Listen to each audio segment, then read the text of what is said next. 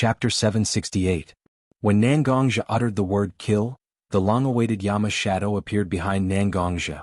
The ferocious Yama stood quietly behind Nangongzha.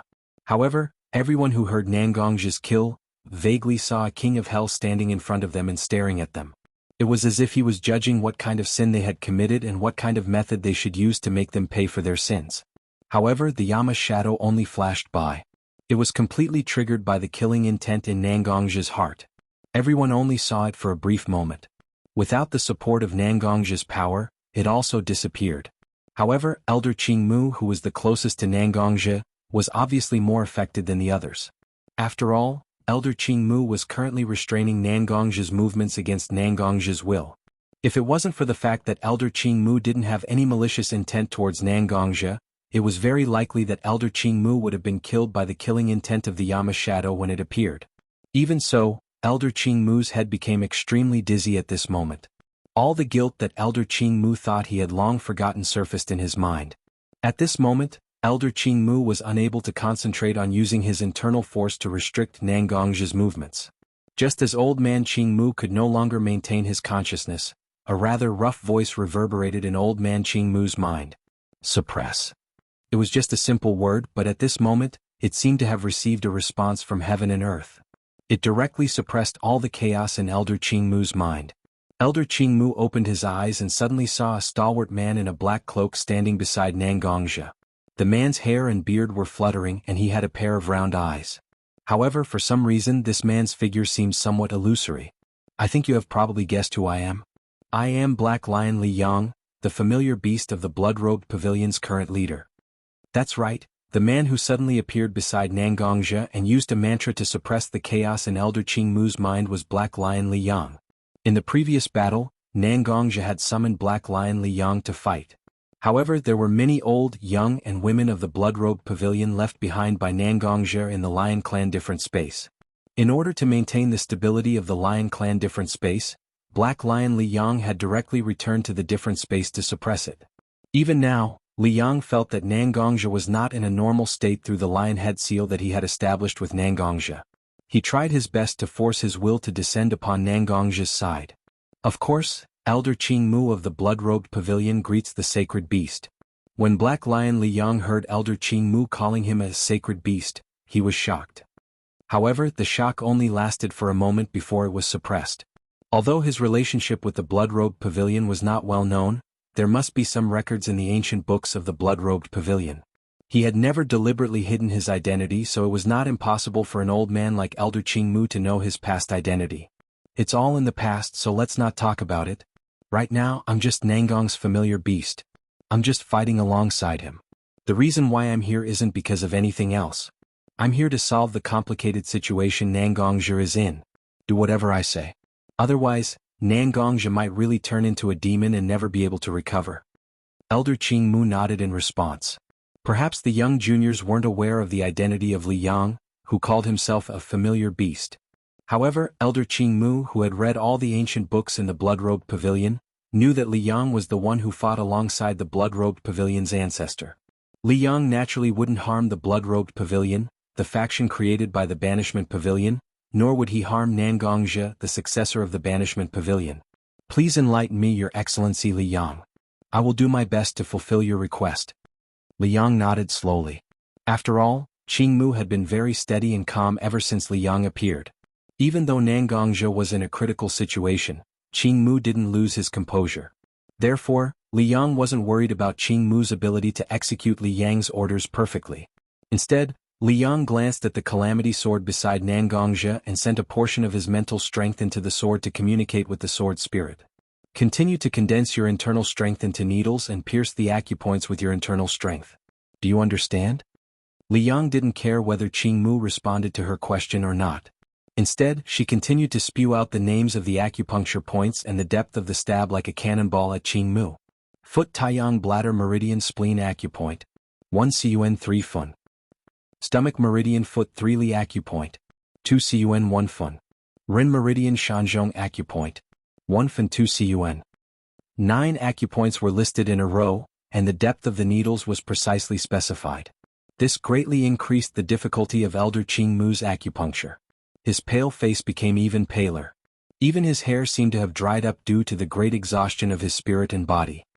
You don't have to do the last acupoint, but you must ensure that the first 9 needles don't dissipate. Li Yang didn't know if it was because she saw that Qing Mu had consumed too much energy and was afraid that Qing Mu's treatment would fail because of her weakness, or because she didn't intend to let Qing Mu proceed with the last step. She directly asked Qing Mu to stop the acupuncture and stand aside to rest.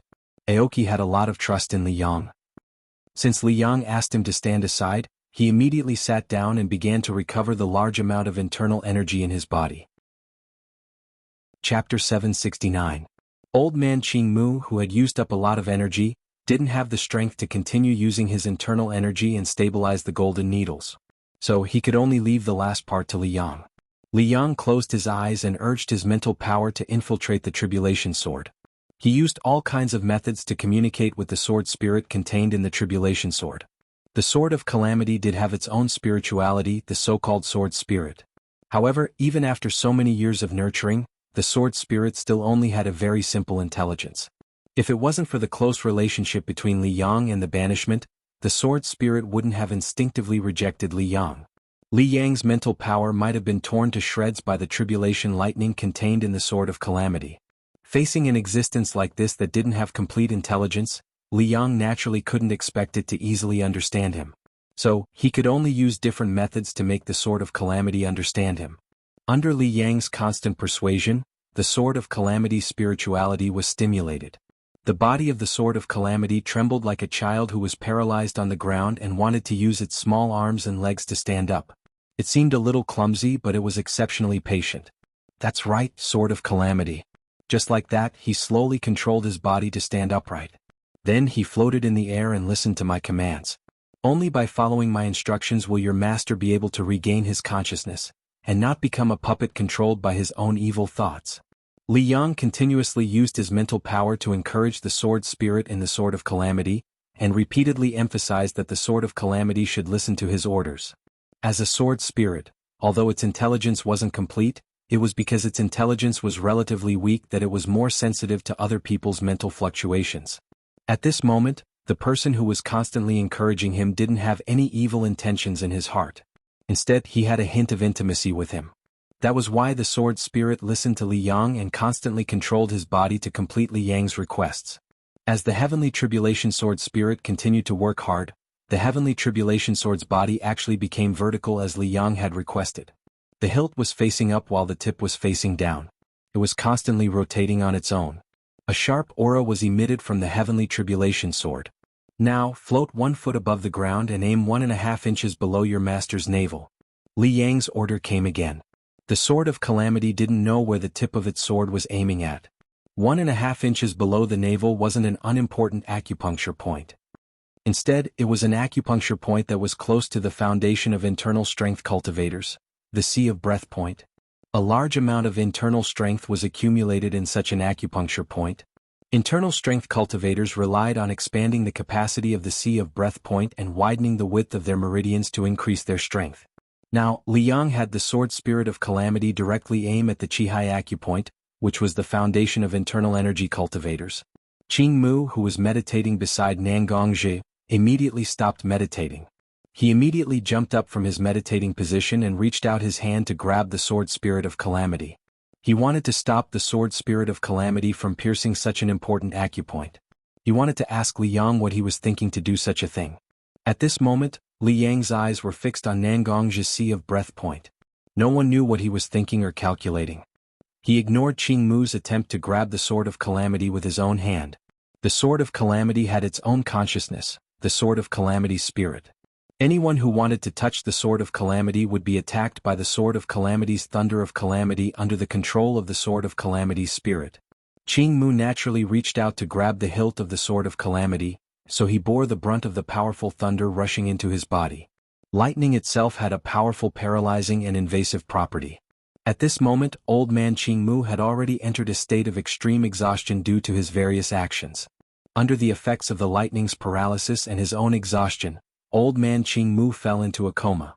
Only his hand, which was holding onto the hilt of the heavenly tribulation sword, seemed to be tightly holding onto the sword due to the stimulation of the lightning.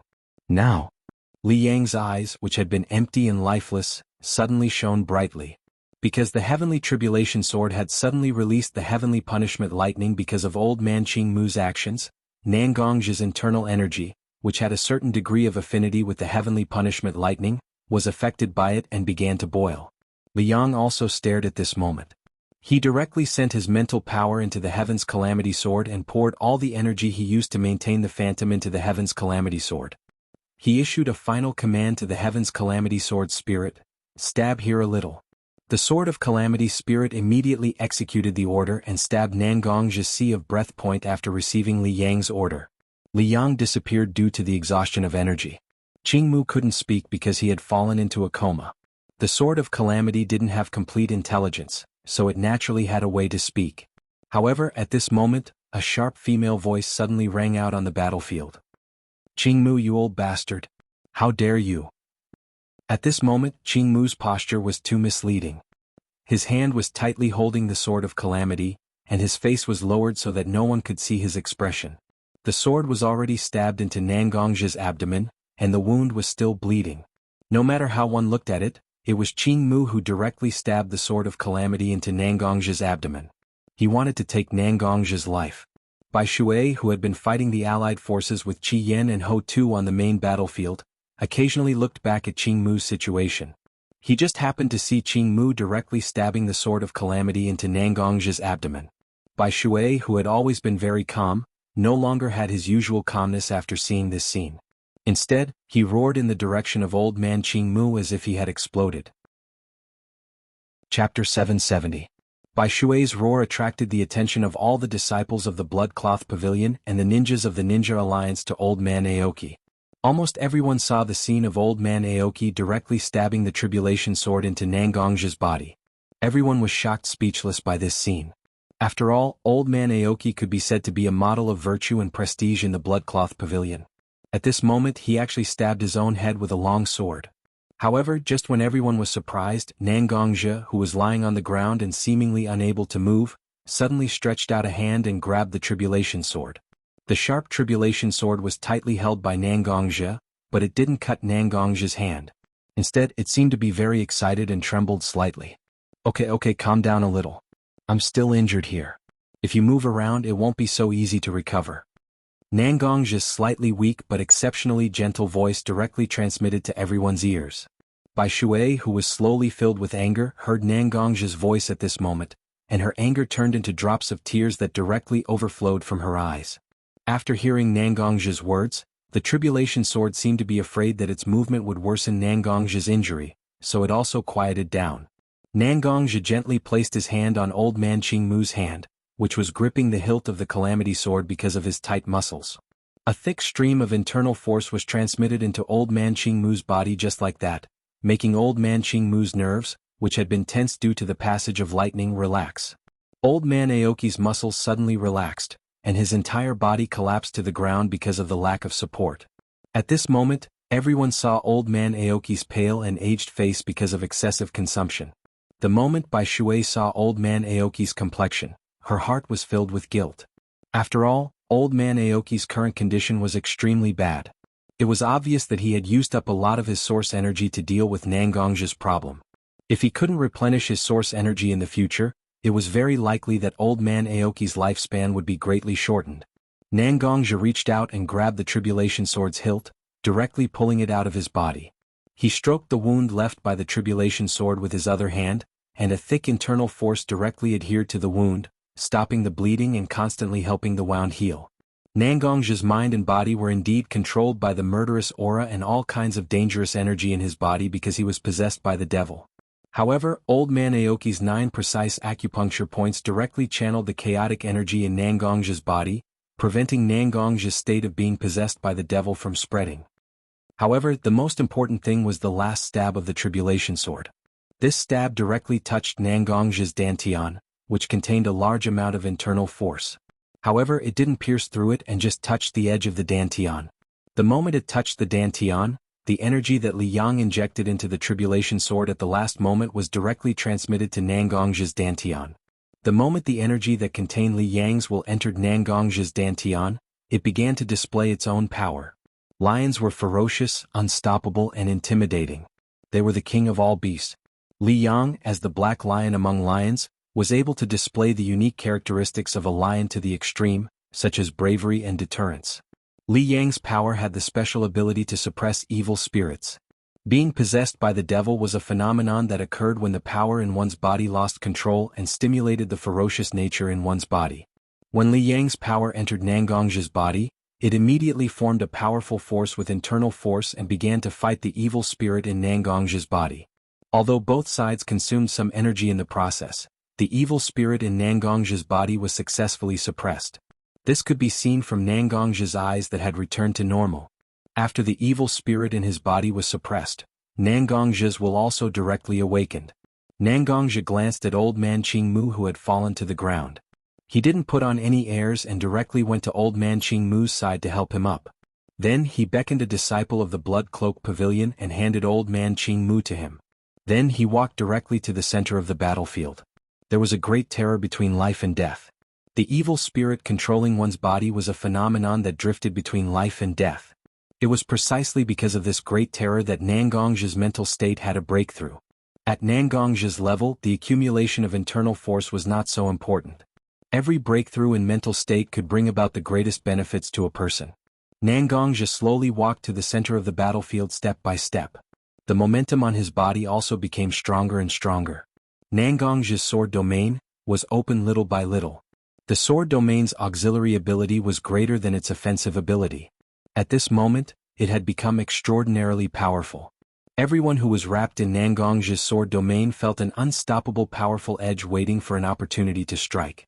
Looking at the huge purple Susanoo floating in the sky, the three altar lords of the Blood Cloak Pavilion, and the many disciples of the Blood Cloak Pavilion who were constantly fighting with the allied forces, Nangongji directly said to everyone, "Everyone stop attacking now." Although it was not so clear why Nangongji issued such an order, many ninjas of the Blood Cloak Pavilion had a kind of instinctive obedience to Nangongji. The moment they heard Nangongji's order, they immediately stopped attacking. Even if the opposite ninja may be stabbing towards them at this moment, the disciples of the Blood Cloak Pavilion still directly withdrew the weapons in their hands. Of course, Nangongji couldn't let the people on his side stop attacking without any precaution. Almost at the moment when Nangongji issued the order to stop attacking, the powerful sword domain around Nangongji's body was directly released, enveloping everyone on the battlefield. The ninjas of the allied forces were directly surrounded by the sword chi derived from the sword domain. Once they made the slightest move to attack, they would be directly strangled by the sword chi. Chapter 771. 4 Ordinary Ninjas. Nangongji's Kenjutsu sword energy, even if it's only one, is fatal. When a large number of Kenjutsu's Kenjutsu sword domain is wrapped around them, they naturally don't dare to act rashly because of fear of Kenjutsu sword energy. For the 6 Kage level powerhouses led by the Woodleaf Sannin and the 3 Kage level powerhouses, although they weren't so afraid of Nangongji's sword chi, these powerful people had been in high positions for many years and also had a very far-reaching political vision. After the awakening of a super powerhouse like Nangongji, the Blood Cloth Pavilion had already taken the initiative of the entire battle. It was obviously an easy victory, but Nangongji directly gave up and ordered the entire Blood Cloth Pavilion to stop the attack. Such behavior was beyond everyone's imagination. Since Nangongji had issued such an order, then naturally, he had to give all the disciples of the Blood Cloth Pavilion who were loyal to him an explanation. Otherwise, even if Nangongji had a high prestige in the Blood Cloth Pavilion, it was still possible for him to face the situation of being betrayed. Just when everyone was waiting for Nangongji to give them an explanation, Nangongji didn't disappoint everyone's expectations. He directly walked to the center of the battlefield with the Heaven's Disaster Sword in his hand. The disciples of the Blood Cloth Pavilion naturally stared closely at Nangongji, the head of the Blood Cloth Pavilion, while many ninjas of the ninja allied forces couldn't move at will because of the sword chi binding them. Disciples of the Blood Cloth Pavilion and ninjas of the ninja allied forces, I believe that I don't need to introduce myself too much. I am Nangongji, the head of the Blood Cloth Pavilion. I believe that now you are quite puzzled by my direct request for the entire Blood Cloth Pavilion to stop the battle and use sword chi to bind the ninjas, but you don't have to worry, I will naturally slowly tell you my own thoughts. Nangongji held the Heaven's Disaster Sword in his hand. His body did not emit the slightest bit of malice. He only used a pair of indifferent eyes to look at the ninja allied army and the blood-cloth pavilion who were participating in the battle. His eyes were slowly filled with an inexplicable compassion. At this moment, Nangongja did not hide the emotions in his eyes. Instead, everyone could see that his eyes were gradually becoming more compassionate. Originally, the reason why I took the disciples of the Blood Cloak Pavilion to fight against the Ninja Coalition army was very simple. Our Blood Garment Pavilion's development has reached a bottleneck. This kind of peace does not only come from the Blood Garment Pavilion's internal problems, but also from the external environment. Although the ninja world isn't small, it's not that big either. While accommodating 5 behemoths, the 5 major ninja villages, it's impossible to accommodate another behemoth of the same size. Nangongja's eyes swept over the 3 Kages, Gara, Mei and A, who were standing in the ninja allied army. After being met by Nangongja's eyes, the 3 Kages also couldn't help but show some approval. As the Kages of the ninja villages, no one knows better than them that such a big cake like the ninja world is not so big. Otherwise, there wouldn't be a ninja world war for various reasons. I don't just represent myself. From the moment I wore the blood-red robes and held the heavenly calamity sword in my hand as the head of the Blood Garment Pavilion, I didn't just represent myself. I also represented countless disciples of the Blood Garment Pavilion. Not only for myself, but also for the thousands of disciples of the Blood Cloak Pavilion. I have no choice but to fight and fight for more benefits for them. Even if it goes against my own will, I will not hesitate. Perhaps the ninjas of the Ninja Allied Forces didn't know how much Nangongja had done for the Bloodcloth Pavilion, but the disciples of the Bloodcloth Pavilion were very clear about how much Nangongja had done for the Bloodcloth Pavilion. If it wasn't for Nangongja's contributions to the Bloodcloth Pavilion over the years, even if the Bloodcloth Pavilion was an organization with great potential, it would be impossible for it to develop so quickly. So after hearing Nangongja's words, many disciples of the Bloodcloth Pavilion couldn't help but be moved. Maybe you don't know why I fainted just now. It's not because of any physical damage, but because I heard some words of the 4th Hokage wave Watergate. It touched my own will. I began to think deeply about whether I should stick to my own will or give up part of my will for the sake of the disciples of the Bloodcloth Pavilion. To be honest, even now, I haven't found a perfect answer to this question, because whether it's public interest or selfishness, it's a part of my mood. If I can't face and accept such a mood, then I'm really irresponsible to myself. Ninjas pursue the ninja path that they set for themselves. Such a so-called ninja path is a path that guides them forward and makes them stronger. Once they violate their own ninja path, then there will be no room for further progress, and they will directly block their own path of becoming stronger. For internal force cultivators, what they seek is their own heart.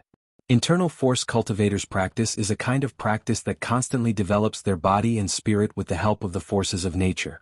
Therefore, in such a process, when facing a substantial imbalance in the development of their physical and spiritual abilities, the so-called heart devil will appear, that is, the power that is difficult to control will disturb their mind. Therefore, in the process of internal force cultivators' practice, what they need to adhere to is their own heart. Once they violate their own heart, they will directly be disturbed by the heart devil, and their strength will be damaged, and in the worst case they will die. Nangongja didn't hide anything. Instead, he directly told what happened to him. Hearing that Nangongja fell into such a dangerous situation because of his own heart and the needs of the Bloodcloth Pavilion, the disciples of the Bloodcloth Pavilion couldn't help but feel ashamed in their hearts. After all, it was their incompetence that caused Nangongja to fall into such a dangerous situation. After hearing Nangongja's words, the ninjas of the Ninja Allied Forces also resonated with Nangongja's love for the Bloodcloth Pavilion and his restraint of his emotions. After all, as a ninja, almost every ninja has more or less experienced such a situation where their own heart and the interests of the ninja village conflict. Since they have similar experiences, they naturally have similar resonance. Chapter 772. When he noticed that many disciples of the Bloodcloth Pavilion and the ninjas of the Ninja Allied Forces had resonated with his words at this moment, Nangongja also loosened his shackles on the Ninja Allied Forces a little, but he still maintained his sword domain. After all, one can't guard against the intention of harming others, and it's only right to take certain measures. After being a ninja for a long time, Nangongja knew better than anyone how cheap the so-called feelings of a ninja are and how they can be directly discarded at any time. But when I have been entangled in how to deal with my selfishness and fairness, I suddenly found that when I triggered such a war involving many disciples of the Bloodcloth Pavilion and the ninjas of the Ninja Allied Forces, the so-called selfishness and fairness have already been intertwined. How can I talk about whether it's purely for the bloodcloth pavilion or for myself?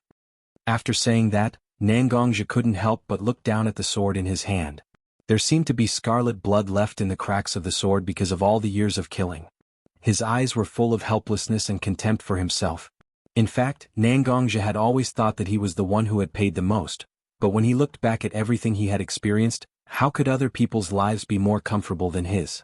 No matter who it was impossible for anyone to have a perfect life because as long as one was still in life, it was inevitable to face the tests that life brought to oneself. Perhaps such tests were different for everyone, but each of these tests undoubtedly brought about endless troubles for people. He didn't know when Nangongja had become the kind of self-pitying and pretentious human that he hated the most. It was precisely because he was disturbed by his inner demon that Nangongja obtained such an opportunity. Between life and death, between gains and losses, between survival and death, he was no longer in the situation, but had jumped out of the situation and started to observe everything about himself. After understanding my own mistakes, my own vision has also changed. Now what I care about is no longer temporary gains and losses, but long-term gains and losses. Looking at the disciples of the Bloodcloth Pavilion and the ninjas of the Ninja Allied Forces lying on the ground, they have lost their own body temperature. They didn't have to suffer such pain, and their people didn't have to accept the sadness of their deaths. But it is precisely because of the influence of personal selfishness and public interest that such a war was born. It is my fault. Nangongja's eyes swept over the corpses on the ground, and the sadness in his eyes was so strong that it was almost overflowing. He directly carried the Heaven's Disaster Sword in his hand on his back. Obviously, he was ready to stop attacking. Nangongja loudly made his declaration to the ninjas of the Allied Forces and the disciples of the Bloodcloth Pavilion.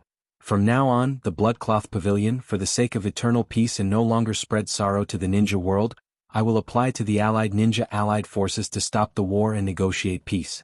I asked the person in charge of the Allied Ninja Allied Forces to give me an answer after the negotiation. Although when Nangongja began to restrict the attacks of the disciples of the Bloodcloth Pavilion, everyone knew that it was very likely that the Bloodcloth Pavilion would not continue to fight with the Allied Ninja Allied Forces. But when Nangongja really announced such a decision, the ninjas of the Allied Ninja Allied Forces couldn't help but breathe a sigh of relief. After all, the strength of the current battlefield was too obvious. If the battle between the two sides really continued, then there was a 30% chance that the Allied Ninja Allied Forces and the Bloodcloth Pavilion would both suffer, and a 70% chance that the Allied Ninja Allied Forces would be directly destroyed while the Bloodcloth Pavilion would suffer relatively serious damage. Now, although the Allied Ninja Allied Forces didn't care much about Nangongja's inconsistency and reluctantly attributed the reason to his own understanding of the stream of consciousness. After all, now it was enough to stop the war and give the Allied Ninja Allied Forces a chance to continue to survive.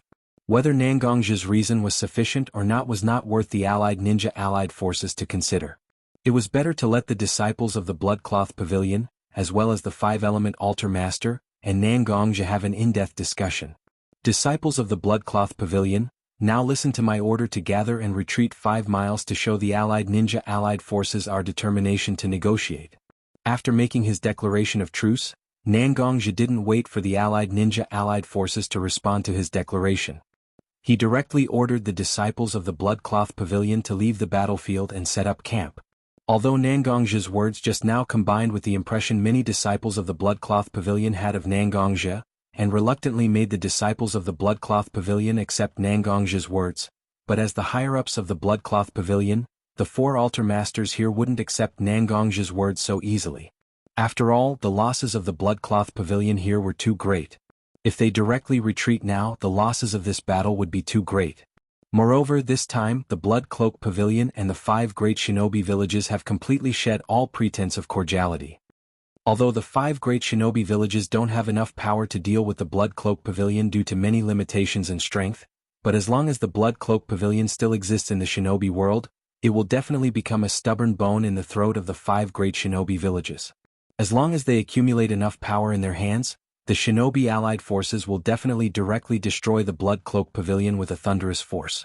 It can be said that even if they used up the last strength in their hands now, it would be much better than negotiating with the Allied Ninja Allied Forces. Currently, the Bloodcloth Pavilion had a clear advantage. Once the ninjas of the Allied Ninja Allied Forces were given too much time to recover their strength, then this battle would become even more difficult to fight.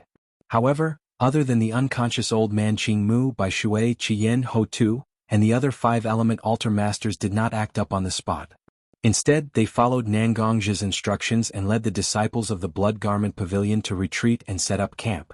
In the final analysis, the reason why the 4 altar masters were so obedient was that after Nangongja finished the declaration of peace, he suddenly cast a glance at the 3 altar masters. There was deep wisdom in his gaze, so the altar masters didn't doubt it at all. They were very convinced that Nangongja actually had his own arrangements. Chapter 773. Seeing that the disciples of the Blood Cloth Pavilion actually retreated directly, abandoning the victory that they had won with so much blood and sacrifice, even the ninjas of the ninja allied forces couldn't believe it at this moment. They could only look at the remaining 6 Kage-level ninjas in the ninja allied forces and Uzumaki Naruto, who had just saved everyone. Although Naruto has made a lot of progress over the years, Naruto's growth was mostly focused on combat. Such a large-scale battle and the treachery between people were still a little strange to Naruto, so at this time, the ones who really had the right to speak were the Woodleaf Sannin and the 3 Kage-level ninjas. No matter what these people from the Blood Garment Pavilion are planning, their retreat is not bad for us. At the very least, we have obtained a chance to regroup. Now that we have obtained such an opportunity, we must not be overly cautious and waste it. Instead of thinking about it and trying to figure out what the people from the Bloodcloth Pavilion are thinking, it is better to focus on recovering our strength and do our best to gather our strength in preparation to continue confronting the people from the Bloodcloth Pavilion. As long as we have enough strength in our hands, regardless of whether it is a life and death battle or a genuine peace negotiation, we will naturally have more leverage in our hands. Looking at the hesitant eyes of the people, as the only woman of the 3 Kage-level ninjas, Mei, the 4th generation Mizukichi, spoke her thoughts to the others present. As a woman, Mei's mind was more delicate than a man's, but as a ninja village ninja, she was very decisive. The 2 different characteristics of delicacy and decisiveness were perfectly integrated in Mei's body at this moment, and her suggestion to everyone was naturally supported by most of them. After all, no one thought that they were smart enough to directly guess what a very smart person like Nangongja was planning. Since there was no way to predict Nangongja's actions with 100% probability, then it was better not to predict. Now they focused on recovering their strength and began to draw a part of their strength from their respective ninja villages to concentrate their strength against the many powerful internal energy cultivators of the Bloodcloth Pavilion. After confirming that all the disciples of the Bloodcloth Pavilion had evacuated to a safe position, Nangongja also left the field of vision of the ninja allied forces to catch up with the disciples of the Bloodcloth Pavilion. Just now, Nangongja issued the order for the whole army to retreat 5 miles, but in fact, many ninjas of the Bloodcloth Pavilion stopped under Nangongja's order and were waiting for orders. At this moment, Old Man Aoki has recovered his consciousness, and Nangongja personally helped him to the main tent. In the main tent, Bishui, Akame and Hudu have been waiting for a long time. When they saw Nangongja directly help Old Man Aoki to the main tent, they naturally knew what to do and directly found a chair for Old Man Aoki to sit on. After settling Old Man Aoki, Nangongja also directly sat on his own chair in the main tent. Looking at Bishui, Akame, Hutu and Old Man Aoki, who were in front of him with a little bit of curiosity, Nangongja didn't put on any airs and directly told the 4 of them about the plan he had made before. Nangongja's series of plans of fighting against the allied forces of ninja, consuming their combat power, forming an alliance of small countries, occupying the land of wind, forming a country of wind and forming a situation of dividing the world into 2 was directly told to the 4 altar lords without any reservation. After hearing Nangongja's series of plans, the 4 altar lords also began to predict in their hearts how high the success rate of such a plan would be. As a result, everyone discovered that such a method was the plan with the highest success rate. It was far better than directly defeating the allied forces of ninja directly has a better prospect. After all, the 5 great ninja villages have ruled the entire ninja world for many years, and such a kind of inertia has formed in the ninja world. Once the Bloodcloth Pavilion breaks such order, it will naturally lead the ambitious people in the entire ninja world to the brink of destruction. Once the ambition breaks out, it will be like a river bursting through a dam, waiting for all the ambitious people to either die or achieve success to usher in stability again. However, such a process is destined to be very long. If you don't believe it, you can look at the history of the entire ninja world. The general trend of the world has always been like this. After a long time, there will be division, after a long time, there will be unity, after a long time there will be chaos, and after a long time there will be peace. However, what the Bloodcloth Pavilion needs is not a chaotic world, but a relatively stable world for them to slowly develop their strength. If they want to develop themselves, simply building a car behind closed doors is not a good choice. On the contrary, the existence of a ninja with a certain degree of threat can really stimulate the sense of crisis in everyone's heart, so that no one can slack off in the slightest. After all, any slack will directly lead to the death of everyone. However, such a plan still has its own problems. First of all, such a plan must be limited to a very small area, or even only one person knows about it. Second, such a plan can only be carried out by Nangongja alone. After all, in the entire Bloodcloth Pavilion, only Nangongja has the prestige to make everyone willingly obey him. Just like in the battlefield just now, because Nangongja accidentally fell into a coma, such a plan was directly scrapped by half. Now, it has increased a lot of difficulty to make up for it. Supreme Sama, we are already clear about your plan. Although it is quite late now, I believe that since you will tell us your plan now, you must think that you have a certain plan in your heart. And directly giving up the victory of the battlefield, you must have your own plan, so no matter what kind of plan you have, we will directly obey your orders. We have 100% trust in you. Looking at Nangongja, Aoki, who was already very weak, directly said such a long sentence.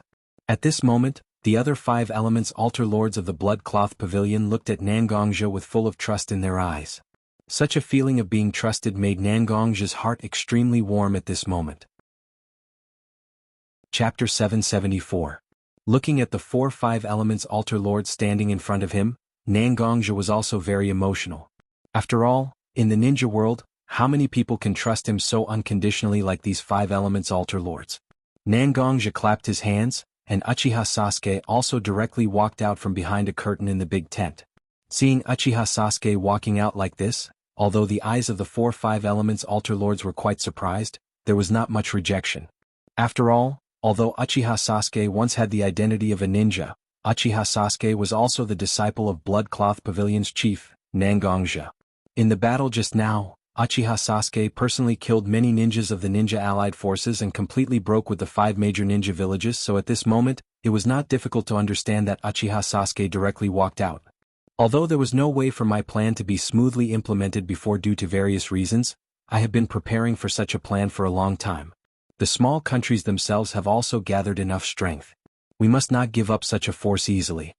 Looking at the 4-5 elements altar lords and Uchiha Sasuke standing in front of him, Nangongja's eyes flashed with a trace of light, and then he said to them, "The plan I made before actually still has room for implementation. Now we suddenly want to negotiate with the ninja allied forces to get enough conditions for the implementation of our plan. I think now we can divide the personnel inside Bloodcloth Pavilion into 3 parts, 2 big and 1 small. A small part of them will still stay here and follow me to attract the attention of the ninja allied forces, so that they have no way to pay attention to other places. Akane and Bisui will lead a group of people and a group of people from the small country alliance to attack the land of wind, while Hutu, Sasuke, and Aoki will lead another group of people and a group of people from the small country alliance to attack the land of earth, striving to take down these 2 countries in the shortest time. I believe that with the consistent performance of the ninja allied forces in large-scale wars, they will definitely take advantage of our sudden ceasefire to transfer more forces from their own countries to reinforce their own army. The strength of the wind country itself is relatively weak among the 5 major countries, and the earth country, because of the serious injury of the Sandame Tsuchikage, has no leader. They can only listen to the arrangements of the other ninja villages, and like a fool, they draw a large number of forces from their territory. Once we conquer these 2 countries, we can organize our men to guard the borders and swallow these 2 huge pieces of land into our stomachs. Although the wind country is relatively barren, the earth country can be considered a fertile place by then. These 2 huge pieces of land are enough to support our development. I have already roughly planned out the attack route for your 2 groups. Now I will explain it to you. If you have any opinions, you can speak up and we can discuss it together." With that said, Nangongja directly spread out a detailed map of the shinobi world in the main tent and explained some of his plans to the 4-5 elements altar lords and Uchiha Sasuke. In the main tent of the ninja allied forces, Orochimaru, Jiraiya and Uzumaki Naruto representing Wood Leaf, Terumi Mei representing Mist, A representing Cloud, Gaara representing Sunagakure, and Inoki's son Kitsuchi and granddaughter Kuratsuchi representing Rock Village. A total of 8 people sat directly at a round table and discussed what kind of countermeasures the ninja allied forces should take to deal with the Bloodcloak Pavilion. Since the Bloodcloak Pavilion has proposed such a request, and the Bloodcloak Pavilion leader Nangongja's speech on the battlefield seems to be really emotional, is it really possible for us to negotiate? Facing the long silence of everyone, the relatively younger Kuratsuchi from Iwagakure was the first to speak. Hearing Kuratsuchi's childish speech, except for Naruto who seemed to have some consideration, everyone didn't take it seriously. However, Kuratsuchi's status was very special. She was the granddaughter of Inoki the Tsuchikage. After all, the current ninja allied forces was composed of the 5 major ninja villages, and there was no specific leader. Therefore, for Kuratsuchi, who represented Rock Village at this moment, no one knew how much they despised her childish thoughts. After all, this Nangongjia of the Blood Cloak Pavilion is a ninja from Woodleaf Village. I don't know what Woodleaf Village knows about such an existence. Cloud Village's Raikage directly asked the 3 people from Woodleaf Village. After all, Nangongjia's title of Ninja Yama was made during the Battle of Woodleaf Village. Since he was a ninja from Woodleaf Village, I definitely didn't believe that Woodleaf Village didn't know enough about such a person. And maybe because he was a little impatient at the moment, although Raikage's words sounded polite, his tone was inevitably a bit aggressive. Listening to A's question, even Jiraiya, who was famous for his good temper, felt a bit uncomfortable at the moment, let alone Uzumaki Naruto, who was very impatient. Raikage-sama, I don't know what you mean by this. Almost trying his best to suppress his temper, Naruto pressed his hand on the table, and his whole body slightly leaned in the direction of Raikage, obviously very excited. Orochimaru glanced at the very excited Naruto and didn't want to dissuade Naruto. He just looked at A with his slightly gloomy eyes and said to A, Yondaime Raikage, although Nangongjia used to be a ninja of Woodleaf Village, this person was very mature when he was a teenager. Although he didn't do things flawlessly, he left very few flaws. It's not realistic to say that our Woodleaf Village didn't investigate any information about Nangongjia over the years, but this information involves the strong person beyond the Kage level, and it needs to be checked by the Hokage himself. Naturally, we have no way to access such information. Now, the most powerful medical ninja of our Woodleaf Village is rushing to the battlefield under our deployment, and at the same time, they will treat the injured ninjas in the many ninja coalition forces. Chapter 775. Orochimaru, a former rebellious ninja of Woodleaf, became the backbone of Woodleaf's forces in the meeting of the 5 major ninja villages, which was really interesting.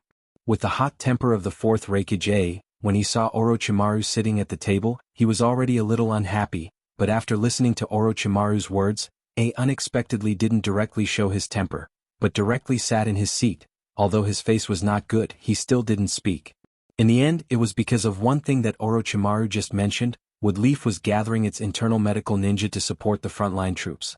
Although medical ninja itself has a long history, and it's not a type of ninja that Woodleaf monopolizes, it has to be said that during the Second Shinobi World War and the Third Shinobi World War, Woodleaf Village has formed a complete medical ninja training mechanism. The medical ninja of Woodleaf Ninja Village is unique in the shinobi world, whether it's in terms of personal quality or group number. Woodleaf can bring such a group of treasures directly to the battlefield at this moment is already a move beyond everyone's expectations. Or in other words, this is already a good behavior of Woodleaf. A himself has no special malice towards Woodleaf. The reason why he put pressure on Woodleaf Ninja Village is actually to make Woodleaf do more to support such a battle, and now it's obvious that Woodleaf has shown enough sincerity, so it naturally won't be so aggressive. The reason why A's face is not so good now is entirely because Orochimaru, a former rebellious ninja, seems to have been completely recruited by Woodleaf and began to do his best for Woodleaf. Such a genius who doesn't care about the means returned to Woodleaf. Naturally, it will greatly increase the strength of Woodleaf, which is not a good thing for other ninja villages. After seeing that Woodleaf Village has shown enough sincerity, the other 2 Kages of Cloud and Mist villages were not to be outdone, and naturally they were not to be outdone, and they said that they will draw a part of their strength from their own ninja village to join the frontline battlefield. The number of reinforcements mentioned by Terumi Mei and AI was very amazing. It seemed like they were staking everything on this one bet. Looking at Woodleaf, Mist, and Cloud Village, Gaara as the Kazekage, Kuratsuchi, and Kitsuchi as the representatives of Iwagakure also had a good eyesight at this moment. After all, the current behavior of Woodleaf, Mist, and Cloud Village is also a kind of behavior to show their muscles to a certain extent. If they retreat at this time, it is likely that after the war, they will be constantly exploited by everyone. Don't look at how everyone is cooperating with each other and fighting together. Once the common enemy of these comrades disappears, these comrades will directly turn from hounds to hungry wolves and pounce on their flesh and blood. The history of the past countless years is enough to prove that comrades with common interests are real comrades. Once the common interests are lost, the so-called comrades will become out-and-out thieves. After a long silence, Gaara, as the fifth Kazekage, also directly said his decision with a slightly dignified face. Sunagakure is willing to provide the entire Ninja Alliance army with 500 bottles of top-level poison, and will send 300 elite puppeteers and 200 Jonin-level ninjas to join the battlefield. The biggest advantage of Sunagakure itself compared to other ninja villages is its unique poison and unparalleled puppeteer skills. Cultivating an elite puppeteer is not much easier than cultivating a Jonin-level ninja. Can even be said that it is more difficult. Now, Gaara can directly say that he will send so many ninjas to support the front line. Obviously, the Sunagakure is also willing to pay a lot of money. Orochimaru, Ai, and Mei glanced at Gaara with extremely obscure eyes, but their eyes weren't filled with admiration for Gaara's willingness to support the Ninja Coalition army, but they were quite surprised. They were surprised that Gaara could become the Kazekage of one of the 5 great ninja villages with such a personality. What did Woodleaf Village pay? Although Orochimaru claims to be the strongest medical ninja unit, medical ninjas are very rare. Even Woodleaf Ninja Village itself doesn't have many medical ninjas, and adding the word strongest is a subtraction of the already scarce number. Such a unit is only about 100 people.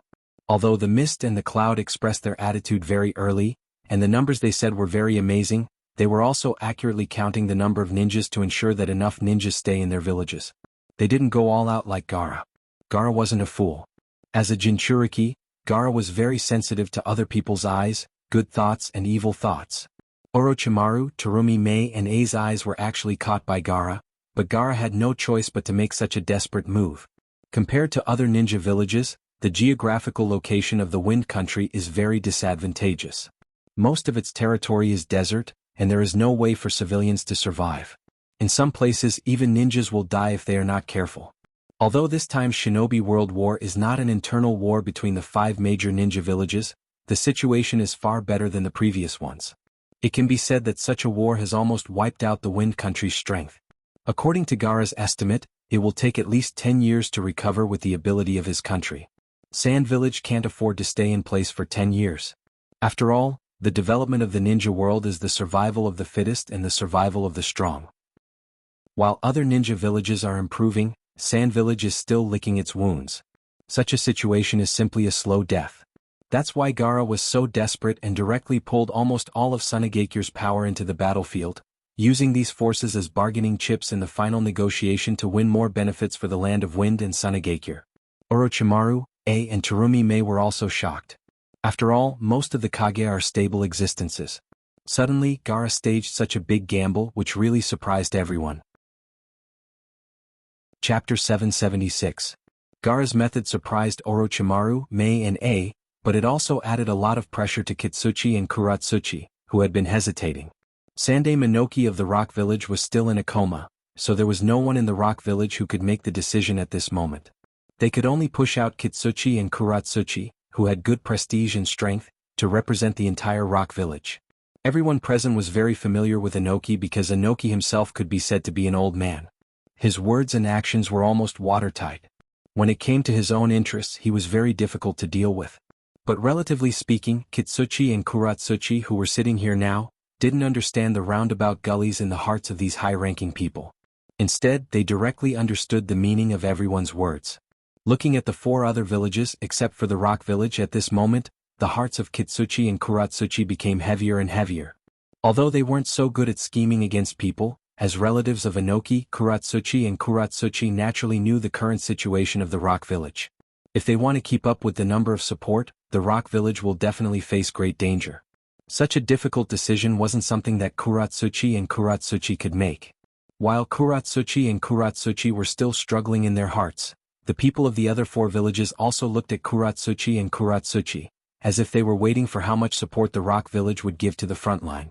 At this moment, everyone's eyes seemed to be directly pressing on Kuratsuchi and Kuratsuchi's hearts, making it more difficult for them to make their own decision. The 2 of you don't need to worry, after all the 2 of you are not the official Tsuchikage of the Rock Village. The decision we make now is likely to be a decision that will affect the future of our village. Please don't be too anxious. As long as you think carefully and make a decision, we will be here patiently waiting for the 2 of you to make a decision. After seeing the hesitation of Kuratsuchi and Kuratsuchi, Terumi Mei, as the Mizukage, directly persuaded the father and daughter. When she spoke, she was extremely gentle, as if she wanted to use this method to calm the two of them down a little. That's right, anyway, we have already decided what kind of price we should pay before coming here, and the order has already been issued to our own villages. Even if the rock village can send people here, it's just icing on the cake. It's naturally better to have them, but it's not a big deal if they don't come. Immediately after Terumi Mei's voice fell, Orochimaru's slightly gloomy voice directly passed into everyone's ears. After hearing his words, Kuratsuchi and Kuratsuchi's eyes turned red, but there was no way for them to refute. Although we were at a disadvantage in the battle with the blood-robed pavilion, that's because the people of the 5 major ninja villages in the front line were already mentally tired and physically exhausted. When all our reinforcements arrived, how could the blood-robed pavilion, who only had a little advantage in the battle just now, resist? Since victory is not so far away, then everyone in a high position should naturally think about how to share the benefits brought by the war instead of fighting wholeheartedly. Chapter 777. Listening to the almost absurd words from Jiraiya's mouth, Naruto's heart became more and more strange. Obviously, everything is not a foregone conclusion yet. Why is everyone already thinking about how to get more benefits for themselves instead of thinking about how to hold the victory of the war in their hands? Suddenly, such a sentence suddenly appeared in Naruto's mind: meat-eaters are despicable. People in high positions often attach great importance to benefits. If they can't get enough benefits from a matter, many people in high positions can't put their mind into this matter at all. Just like now, when the people of the 5 major shinobi villages think that the threat of the blood-robed pavilion is no longer great, and they can take down the blood-robed pavilion directly after paying a certain price, everyone also began to use their own means to grab their share of the war dividend. Lascivious Sannin, they are starting to harm each other like this. Are they really not afraid of losing this war? Looking at Jiraiya, Naruto was puzzled, but he couldn't find the answer at all. Listening to Naruto's question for a while, Jiraiya also didn't know how to answer. When Jiraiya and Naruto fell into a dilemma at the same time, Orochimaru suddenly opened his mouth and said to them, "Don't worry. Sure enough, you are people of the same origin. Even on such an issue, you are also digging into a bull's horn." Hearing Orochimaru's words, Naruto's anger was immediately aroused. For this Sandaime Yuanfei, who regarded him as his grandfather Orochimaru who killed him, and Uchiha and Sasuke from Woodleaf, Naruto's impression of him can be said to be not so good. And now, Orochimaru directly ridiculed him and Jiraiya. Naruto, who was very easily provoked, naturally became very uneasy at this moment. And just when Naruto was about to attack, Jiraiya directly reached out and pulled Naruto. In the entire shinobi world, if there's someone who can understand what kind of person Orochimaru is, it's definitely Jiraiya. Previously, Orochimaru's actions were very extreme because of some defects in his soul, but now, Orochimaru's extreme thoughts have been erased from his soul after his resurrection. Now, the reason why Orochimaru directly provoked Naruto and Jiraiya was actually because of some bad taste in his heart. It was precisely because Jiraiya knew how bad and black-bellied Orochimaru's character was that he reached out to stop Naruto.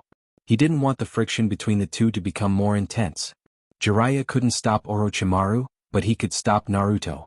Looking at Jiraiya, who was holding his hand tightly, Naruto forcibly suppressed all the anger in his heart, but his eyes were still staring at Orochimaru, wanting Orochimaru to give him a reasonable explanation. What you two see is the deception between the shinobi villages, and you think that such deception is not a good thing. After carefully reading it several times, Nangongja directly injected a part of his sword chi into the paper in his hand, directly crushing the paper into powder.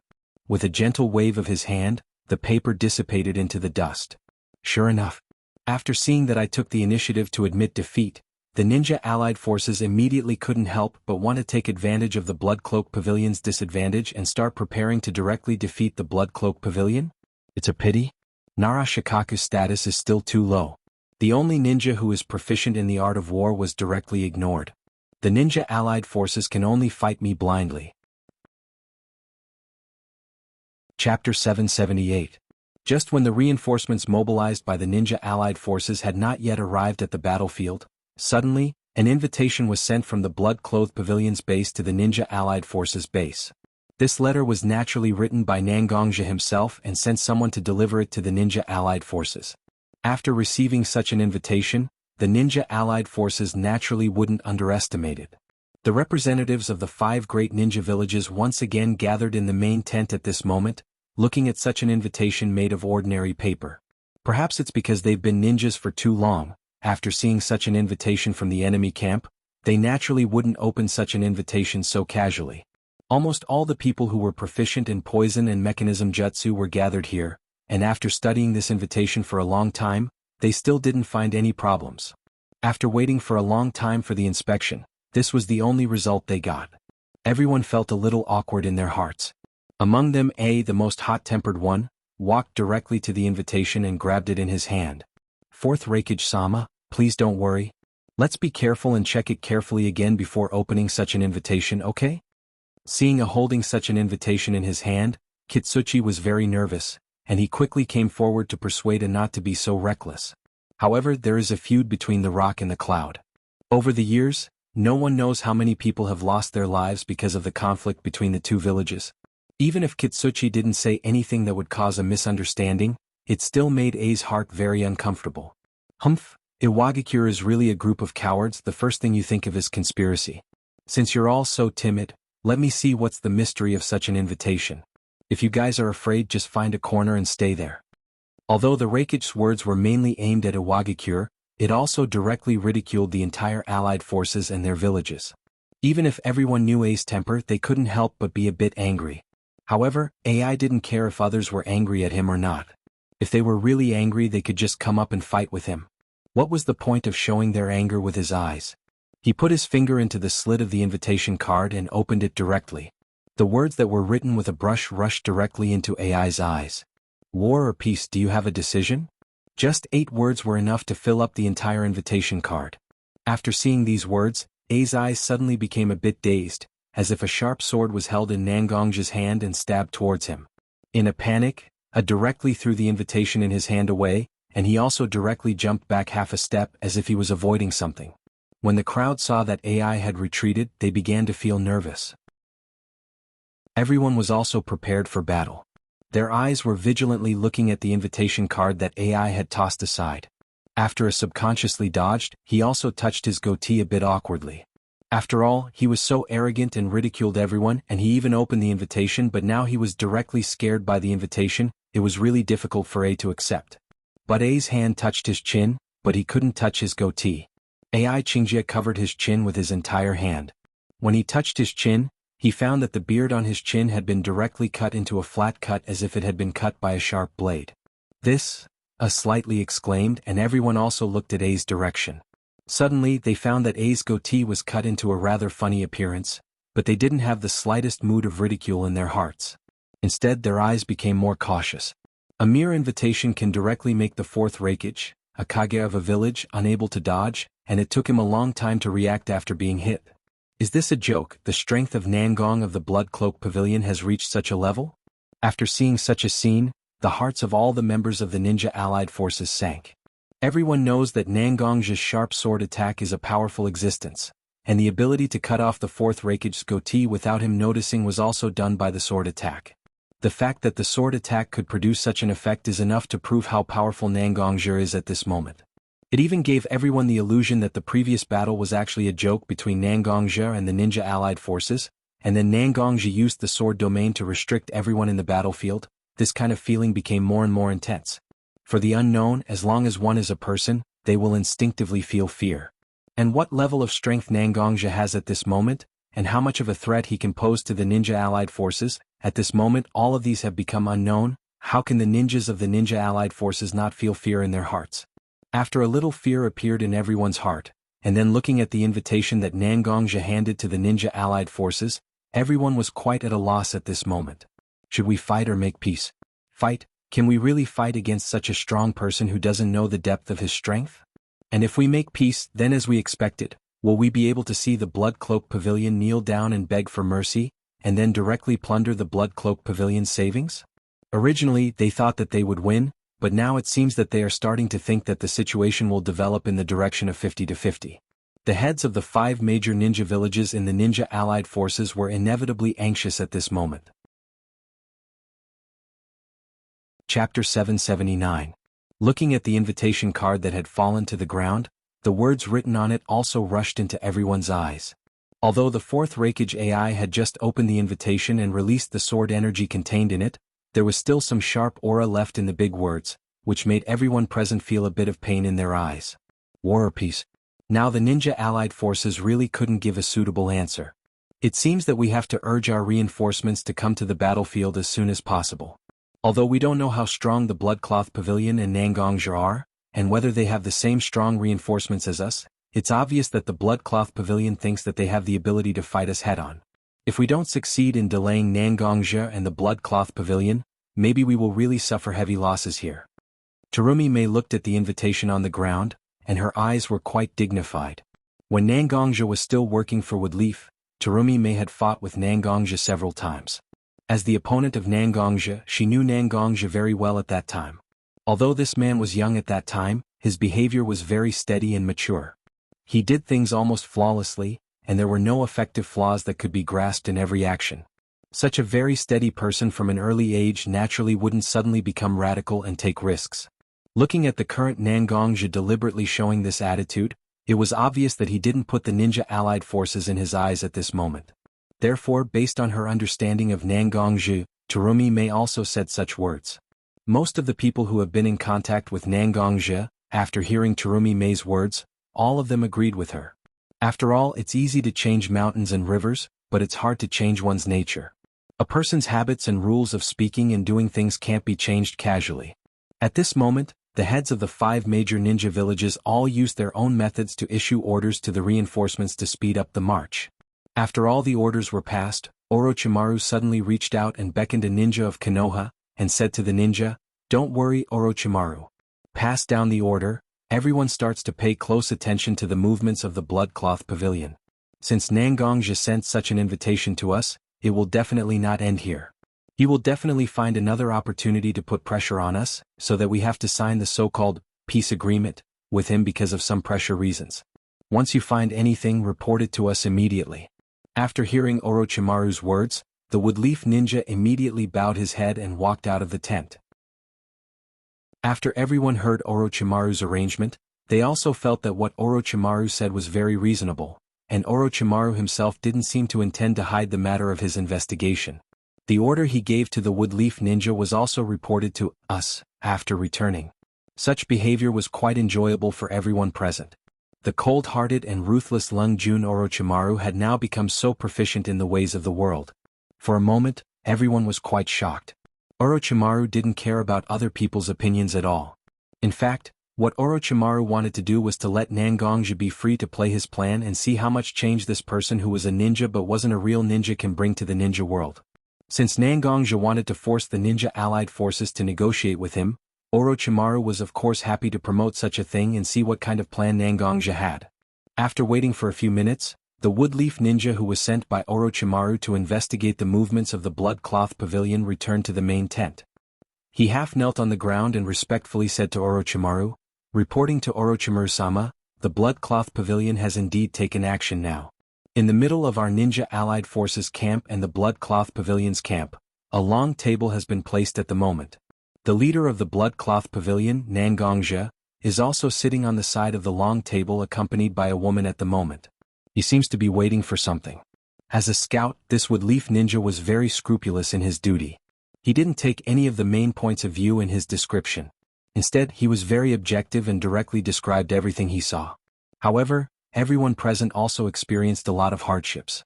Nangongja's behavior was actually very easy to guess. He was waiting for the reaction of the ninja allied forces at this moment. Should they close the door and not come out, or should they directly come out to meet Nangongja? To a certain extent, closing the door and not coming out is indeed a good choice, because not making a choice means that they won't bear the risk after making a choice. However, Nangongja directly sent the invitation to the ninja allied forces camp with great fanfare, and the slightly excessive reaction of the ninja allied forces almost made such a thing known to everyone. Once they directly choose to close the door and not come out, it will undoubtedly be an extremely great blow to the morale of the ninja allied forces.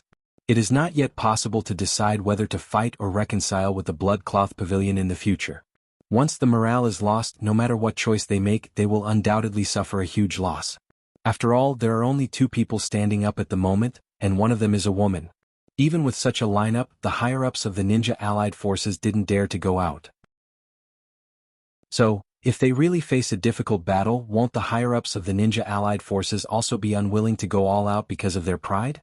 On the contrary, many ordinary ninjas will become sacrifices.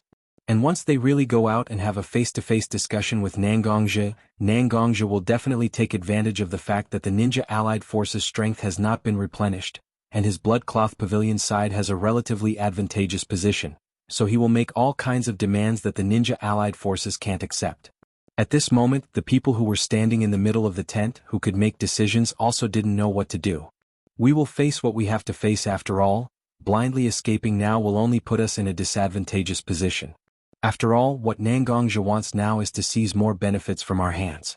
In that case, we might as well see how big this person's appetite is. Anyway, we can kill time with him and wait for our reinforcements to arrive, so why not? It's just a change of place to stay. Although he was almost hit by the hidden sword energy in the invitation sent by Nangongzhi, the fourth Raikage still stood up and directly expressed his opinion. Whether it was in his eyes or in his heart, there was not the slightest fear, but rather a somewhat brave posture. Chapter 780. Nangongzhi, dressed in a white robe with blood-red patterns, sat quietly in front of the table. Beside Nangongzhi stood the substitute altar master of the golden altar of the blood-cloth pavilion, Mishiro. He was also wearing a white robe with blood-red patterns, but the patterns on his robe were more concise. Originally, Nangongzhi left Mishiro in the Lion Clan's alternate dimension, but Mishiro wasn't willing to stay in a safe place by himself. Instead, he let Nangongzhi wander between life and death. However, because of Nangongzhi's repeated persuasion, Mishiro, who was also one of the 5 Elements altar masters, was reluctantly allowed to stay in the Lion Clan's alternate dimension. Now that Nangongzhi had sent out the 4 5 Elements altar masters and Uchiha Sasuke, who represented the peak strength of the blood-cloth pavilion, to carry out missions, Nangongzhi couldn't appear alone every time he came into contact with the Ninja Alliance. Otherwise, everyone would suspect where the other higher-ups of the blood-cloth pavilion went. After considering various aspects, as well as Mishiro's worry about Nangongzhi using himself as bait to restrain the Ninja Alliance, Mishiro finally followed Nangongzhi to such an operation to deliberately put pressure on the Ninja Alliance and attract their attention. Standing next to Nangongzhi, Mishiro didn't feel the slightest bit nervous because of his low strength. To put it bluntly, even if Nangongzhi little linger, and even the people in the blood-cloth pavilion who cultivated a little were actually much stronger than Mishiro in terms of cultivation, Mishiro's confidence didn't come from his cultivation, but from his wisdom. To be able to help Nangongzhi take care of the affairs of the entire Blood Cloak Pavilion and tightly control the 5 Elements altar like the Sharp Metal altar, how could Junbai be an ordinary person? Mishiro took out a tea set and a small charcoal stove from a small box he carried with him and placed them next to Nangongzhi. He gently fanned the charcoal stove a few times, and the small charcoal in the stove that originally didn't seem to be hot turned red. He then placed a small copper pot filled with water directly on the stove and waited for the water to boil. After watching Mishiro display all of Zheng Yang's things, Nangongzhi looked at Mishiro with a bit of helplessness and said, "We're here to negotiate with the enemy, why did we bring so many things? Looks just like a field trip." Although there was a bit of helplessness in his tone, Nangongzhi's eyes also had a bit of a smile. Kai could see that Nangongzhi was very happy right now. Since he started to plan for the 4th Shinobi World War, Nangongzhi had almost no time to accompany his family. Although Mishiro appeared by his side for various reasons, Nangongzhi still liked the feeling of having his family by his side. Mishiro heard Nangongzhi's complaining voice, but he didn't immediately talk to Nangongzhi. Instead, he directly leaned his body and put his nose close to Nangongzhi's collar. Then he said to Nangongzhi, "First, you have to smell first. There's a smell of alcohol on your body. Did you secretly drink a lot of alcohol in the past few days when I wasn't by your side?" Hearing Mishiro suddenly ask such a question, Nangongzhi's face turned a little red. There was a time when Nangongzhi liked to drink very much. After all, the drunken immortal wine left by the Banishment Senior and the Bloodcloth Pavilion later imitated the drunken immortal wine and made a second-grade drunken immortal wine. Both of them trained Nangongzhi to be a veteran drinker.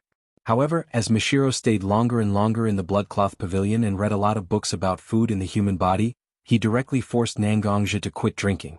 Except for a few cases where Mishiro allowed Nangongzhi to drink a few glasses, he wanted to touch a glass of wine? Dream on. "It seems like Chi Yen, that idiot, brought you wine again and you couldn't help but drink a lot of it." Almost without thinking, Mishiro directly looked at Nangongzhi and said his conclusion. After all, this kind of situation had happened many times. Ever since Mishiro found out that Qi Yin secretly brought wine to Nangongja, he had already warned Qi Yin not to do so. Otherwise he would not let Qi Yin off easily. However, Qi Yin did not know if it was because Nangongja was the only drinking buddy among the higher-ups of the Bloodcloth Pavilion. Even in the face of Mishiro's warning, Qi Yin still did things his own way. As long as he had the opportunity, he would definitely drag Nangongja to drink. If it was under normal circumstances, it would be fine. However, Nangongja was currently injured. Qi Yin was willing to drink with his injuries to make it difficult for his injuries to heal.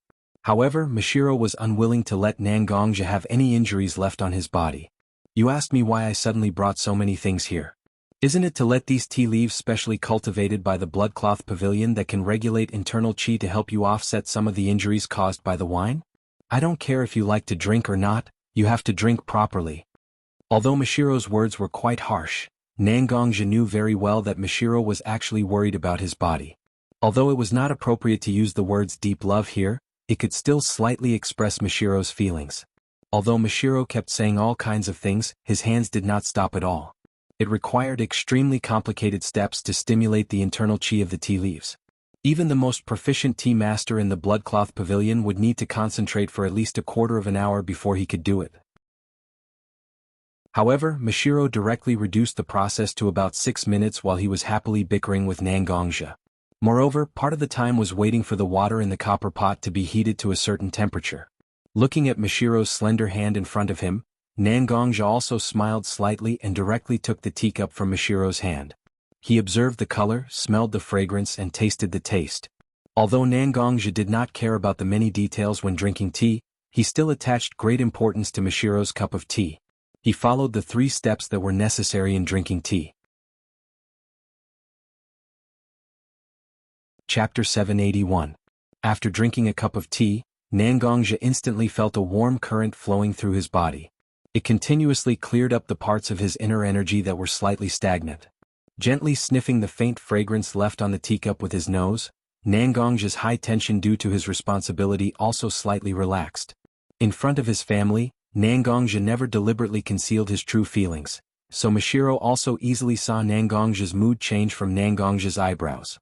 When he found that Nangongja's mood began to become better, Mishiro also became slightly happy. The two chatted like this, talking about some interesting things that happened recently between their family, Nangongro and Little Linger. Mishiro also made tea for Nangongja while chatting. He also had a sense of leisure. Time passed quietly, Nangongja and Mishiro were drinking tea and chatting here, and almost an hour had passed unknowingly. However, the two seemed to have forgotten that they were staying here to put pressure on the ninjas of the Ninja Allied Forces, and were drinking tea and chatting to their heart's content. Just the two of them drinking tea and chatting happily actually put enough pressure on the Ninja Allied Forces?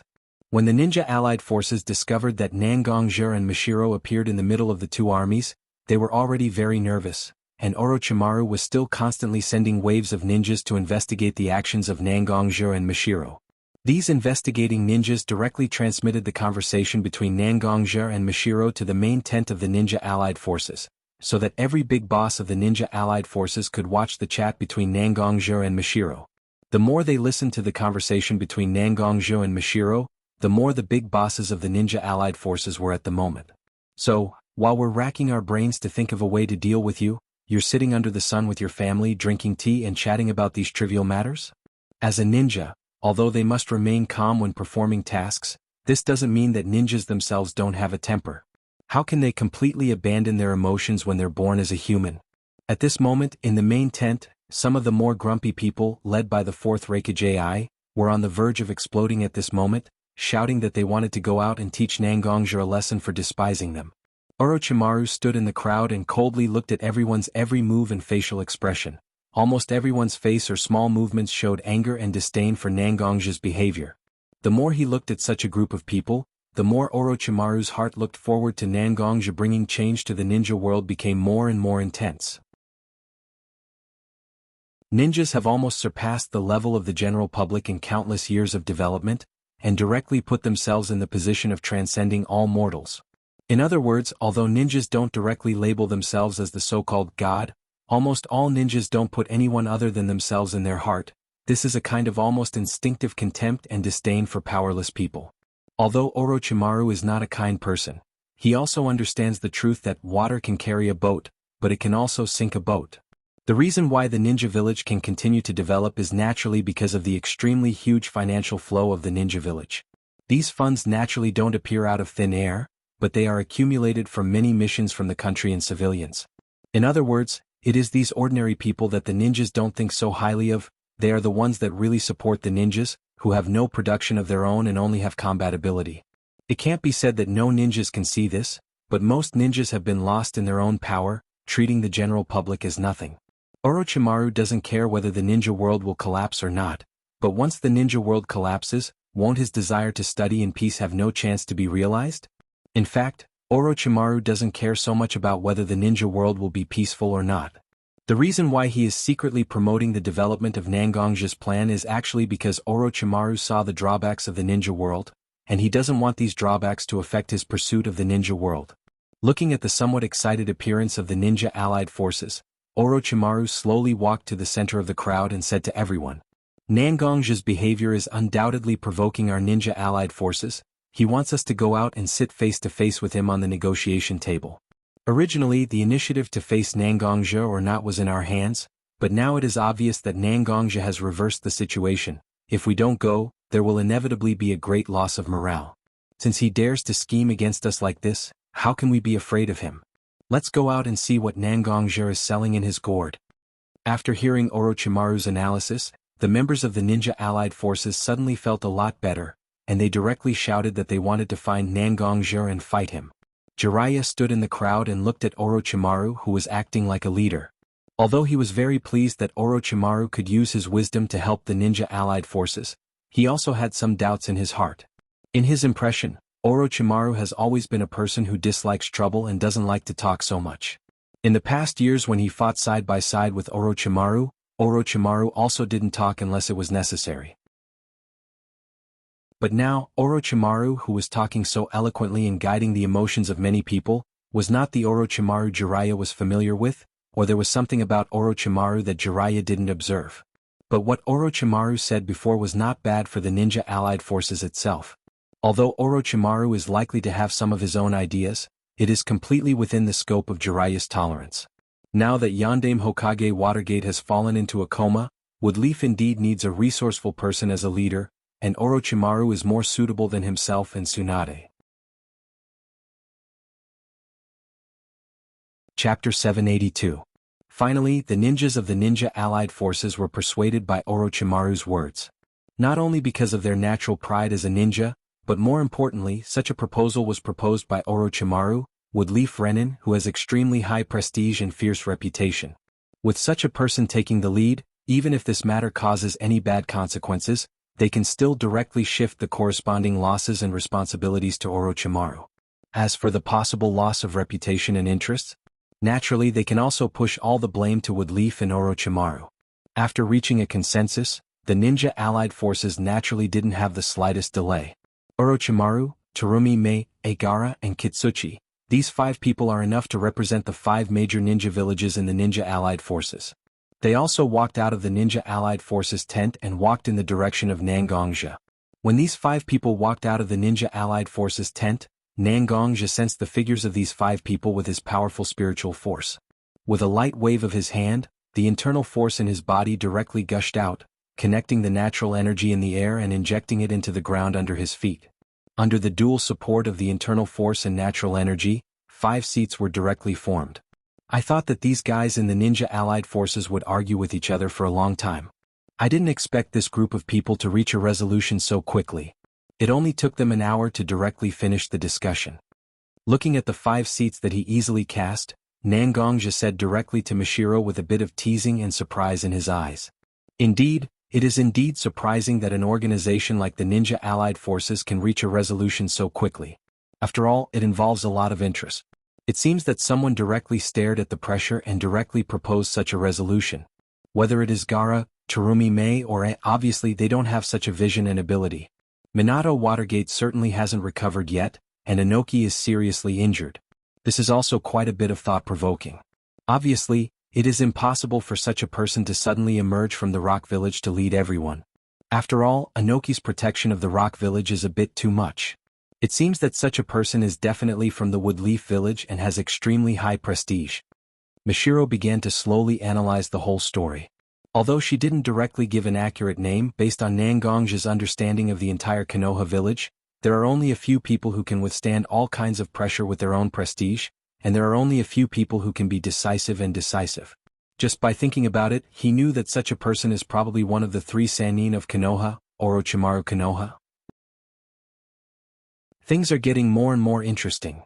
After figuring out who is the leader of the ninja allied forces at this moment, Nangong's heart was full of interest. Previously, because of his soul being messed up, Orochimaru also had some mental problems. His personality was extreme, but on the battlefield it seems that for various reasons, Orochimaru seems to have repaired his mental problems and became calmer and more rational than before. However, it is precisely this kind of calm and rational Renin Orochimaru that is the most dangerous and can't be ignored. No matter what the reason is, Nangongja can't ignore the existence of Orochimaru. However, judging from the current situation, he doesn't know why Orochimaru is doing things that are relatively beneficial to the Bloodcloth Pavilion. However, Nangongja naturally wouldn't think that Orochimaru will lean towards the Bloodcloth Pavilion so easily. After all, from Nangongja's understanding of Orochimaru, Orochimaru has no so-called bias towards any force since his strength reached a certain level. Orochimaru's pursuit is not these things but the so-called truth. As long as he can get close to what he pursues, any price is actually cheap in Orochimaru's view. Now, perhaps Orochimaru thinks that it is more beneficial to support the Bloodcloth Pavilion to complete his plan, so he helps the Bloodcloth Pavilion like this. But when the Bloodcloth Pavilion has no value to Orochimaru, maybe Orochimaru will directly lean towards the ninja allied forces and directly destroy the Bloodcloth Pavilion. Everything now is just a coincidence, not something he can rely on. The only thing he can really rely on is the strength that is tightly nested in his hands. Looking at the 5 people from the ninja allied forces coming towards him, he didn't pay attention to the surprise of several of them because of the number of clay seats he prepared. He directly stretched out his hand and let the people representing the ninja allied forces sit on the seats. He didn't say anything, just took the tea handed to him by Mishiro and slowly sipped it, completely ignoring the 5 people sitting opposite him. The 5 representatives of the ninja allied forces, except for Orochimaru, naturally had a huge pressure in their hearts from the moment they left the main tent of the ninja allied forces. After all, to be honest, if the current ninja allied forces really had no chance of winning against the Bloodcloak Pavilion, so at this moment, the ninja allied forces could be said to be carrying the life and death of the entire ninja allied forces on their shoulders. But now, sitting opposite to Nangongja with such a huge pressure, Nangongja, the person who occupies the initiative, didn't say a word and just drank tea, directly breaking the various preconceived plans in the hearts of the representatives of the ninja allied forces, directly adding a huge amount of pressure to the representatives of the ninja allied forces.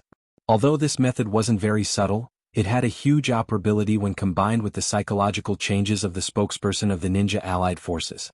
The several people sitting opposite Nangongja also showed some impatience, and among them, Kitsuchi, who was the least shrewd, showed the most obvious expression.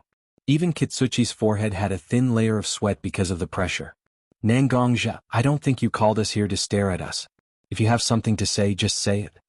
Finally, after seeing Kitsuchi's embarrassment, Terumi Mei of the ninja allied forces took the lead to speak to Nangongja. Chapter 783. Hearing Terumi Mei from the ninja allied forces speak first, Nangongja also slowly drank the remaining tea in the teacup in his hand, then raised his head to look at Terumi Mei. There was no emotion in his eyes as he said to Terumi Mei, I think your ninja allied forces should be very clear about what I want to do. In the invitation I gave you, I have clearly told you my purpose. It's very simple. I want to ask now, are you going to continue to fight with our blood-robed pavilion, or are you going to negotiate with our blood-robed pavilion? Listening to Nangongja's words, the 5 powerhouses representing the ninja allied forces also exchanged glances with each other, as if confirming something. Finally, everyone's eyes were focused on Orochimaru, who advocated everyone to meet Nangongja this time. After all, since Orochimaru asked everyone to gather, naturally, it should be Orochimaru who answered Nangongja's question. When Orochimaru saw that everyone's eyes were focused on him, naturally he didn't refuse. His brain was spinning quickly, thinking about the purpose of Nangongja's current pressure on the ninja allied forces. The current ninja allied forces and the blood-robed pavilion are actually in a state where it is not suitable to continue the battle. Once one side forces the battle, it will actually make both sides suffer, and let the clowns in the ninja world benefit. However, Orochimaru is also not sure whether Nangongja is willing to negotiate or not. Because it is obvious that if the two sides negotiate now, whether it is the ninja allied forces or the blood-robed pavilion, they can't get enough benefits to make up for the consumption of each other in the war. So the current situation is that once the war starts, both sides will suffer losses, and once the peace talks start, both sides will have to bear the loss of benefits. Since neither war nor peace was the way to go, the only choice in front of everyone was to drag things out. One thought, 100 thoughts. When Orochimaru directly analyzed the situation of the ninja allied forces and the blood-robed pavilion on both sides, and observed everything objectively, those little doubts have actually been solved. The reason why Nangongja is pressuring the ninja allied forces through various means is not that Nangongja really wants to negotiate, but it is precisely because Nangongja is not willing to negotiate or has his own plan. That's why he is so aggressive in forcing the ninja allied forces to take a stance. Nangongja also knows that it is impossible to make the allied forces willing to negotiate at this moment. Even if someone in the ninja allied forces is willing to negotiate, Nangongja can directly propose a condition that slightly crossed the bottom line of the ninja allied forces, making them feel uncomfortable, and at the same time, they will not immediately let's talk. Nangon Kuroda-sama, please take a look at the few of us here. In fact, except for the Kazekage, Reikage and Mizukage, including me and Kitsuchi Jonin, we are temporarily replacing the leader of our ninja village. This battle is extremely important for our ninja allied forces as well as the Blood Cloak Pavilion. Whether it is the losses between us or the contradictions between us, it is not something that can be directly solved by a simple peace agreement. Our ninja allied forces and the blood-robed pavilion can be said to be the existence that dominates the entire ninja world. Once the problems between us can't be solved perfectly, then the remaining small contradictions between us are likely to directly become bigger under the brewing of time. So we need time to let our two Kages in Woodleaf Village and Rock Village recover their consciousness, and then we will have the right to decide whether to fight or to negotiate. Listening to Orochimaru's words, Nangongja, who was sitting opposite him, as well as the other 4 representatives of the ninja allied forces, were also shocked. Are you sure you are not joking? What Orochimaru said before is somewhat reasonable. After all, even if Kitsuchi and Orochimaru have a high prestige in their own ninja villages, they can't compare with the two Kages, Inoki and Watergate. It is normal that they can't make such a decision that involves the future of the two ninja villages. But after that, everyone's head was about to explode. Wait for Inoki and Watergate to recover their consciousness before they can make a decision? Not to mention that Watergate himself fell into a coma because of excessive consumption during the battle with the blood-robed pavilion. Now there is no way to make up for his physical and mental deficiencies in a short time. Inoki's body was directly cut in half because of the battle. It is fortunate that he is still alive. If there is any accident during the treatment process, Inoki, who is already the oldest ninja in the ninja world, will probably die. Once something happens to Inoki, does Nangongja have to wait for the Rock Village to choose the next Tsuchikage? Nangongja listened to Orochimaru's words, and his face was obviously very unhappy. Originally, as long as the ninja allied forces can give him a reasonable reason, Nangongja can directly extend the time of the peace talks to buy enough time for the people he sent to attack the Wind Village and the Earth Village. But now Orochimaru's words were undoubtedly digging a big hole for Nangongja. In this situation, even if Nangongja wanted to fool Orochimaru, it was already impossible. Otherwise, a bigger flaw would be caught by Orochimaru. At that time, Orochimaru's mistake might directly ruin the whole plan. Orochimaru, are you kidding me? Nangongja directly reached out and grabbed the sword in his hand.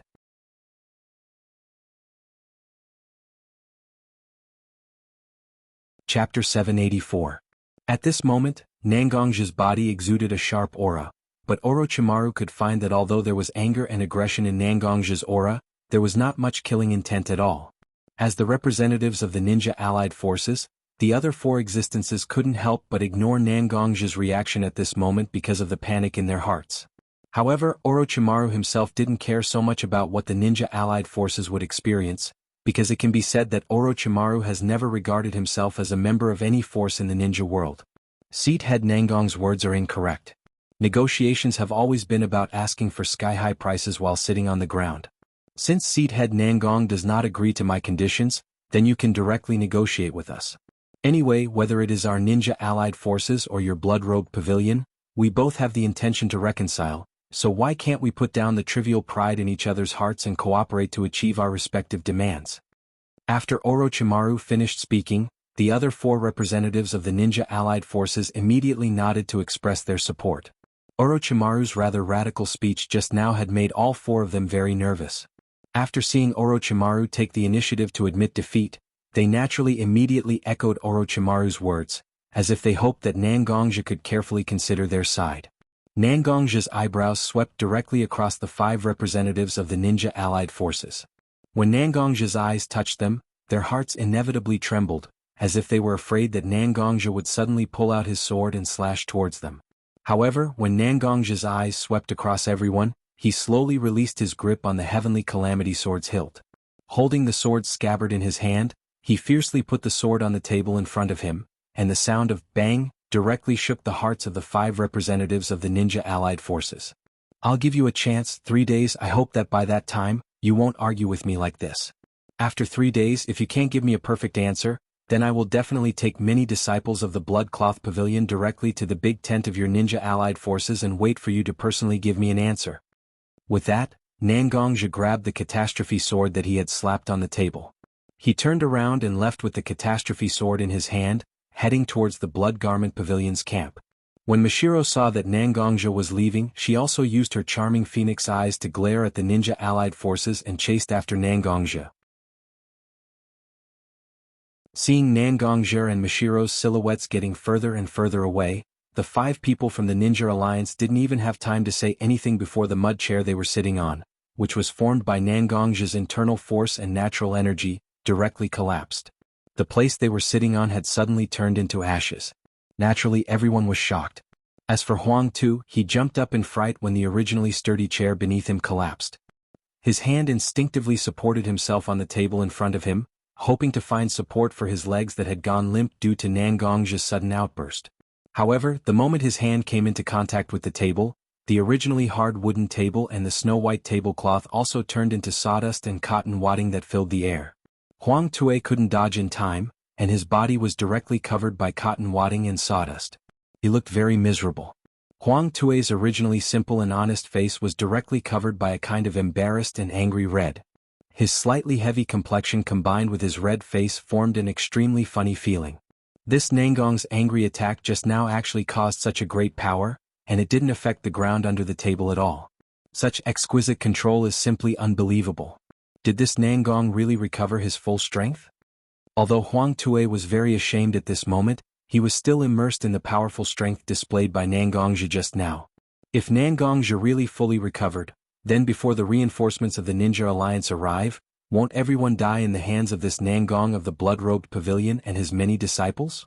You worry too much. Seeing Huang Tue's nervous appearance at this moment, Orochimaru directly waved his hand, indicating that Huang Tue shouldn't be too nervous. Everyone has been in the ninja world for many years and naturally, we have seen countless big and small things. The reason why I directly provoked Nangongja just now was to observe Nangongja's reaction. Although Nangongja seems to have fully shown his strength just now, there is still no way to hide the fact that after receiving such a provocation, although Nangongja pretended to say fierce words, he didn't do anything and directly left. What does such a situation prove? Do you still need me to explain it to you? Nangongja's current strength is actually deliberately shown to us by himself. In fact, he also hasn't fully recovered. The reason why he is so anxious to have a peace talk with us is actually to give us enough pressure to prevent us from acting rashly. Not only do we need time, but Nangongja also needs time. What is the best way to deceive others? That is, what he said is the truth, but he concealed a key part of it to a certain extent, and then used this part of the concealment to achieve his purpose of deception.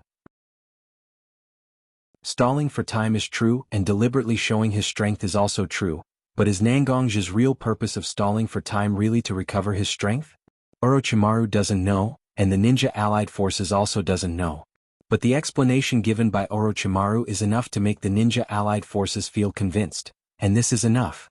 After hearing Orochimaru's words, Huang Tue instinctively looked in the direction of A and Terumi Mei, who were more experienced in this matter.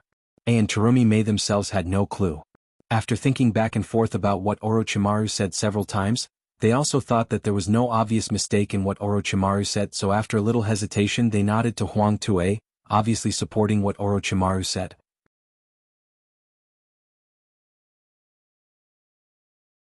Chapter 785. After catching up with Nangongja, Mashiro confirmed that he and Nangongja were completely out of the Ninja Coalition's surveillance. Then he immediately said to Nangongja, "What's the matter with this Orochimaru?" Looking at him just now, he already knew that we were stalling for time, but why was he so ambiguous, messing with our thoughts and fooling the ninja allied forces? Is he on the side of the Ninja Coalition or on our side? As if he had been holding it in for a long time, Mashiro directly spat out all the doubts in his heart to Nangongja like a machine gun. Facing Mashiro's doubts, Nangongja seemed to understand at this moment, and directly turned to Mashiro and said, "Actually, you are right. What Orochimaru wants to do is to maintain this ambiguous state. Now, not only us but even the Ninja Coalition also has a lot of complaints about Orochimaru. After all, in the process of the peace talks just now, Orochimaru clearly refuted my face. This kind of thing is naturally no problem in normal times, but the situation is that the Bloodcloth Pavilion is strong, and the Ninja Coalition is weak. Once I start to lose my calm because of Orochimaru's deliberate provocation, then the Ninja Coalition will suffer more losses in the end. But now, whether it is us or the Ninja Coalition, we won't directly fall out with Orochimaru. For the Ninja Coalition, Orochimaru's identity is too special. Woodleaf Village, which has lost the important combat power of the 4th Hokage, has almost become the place where the Sannin has rich qualifications and strength, and Orochimaru is quite proficient in tactics and has a reputation among the Sannin. As for us, we are now not sure to what extent Orochimaru has guessed the plan we are carrying out, and whether there is anything we can't deal with, so we don't dare to act rashly.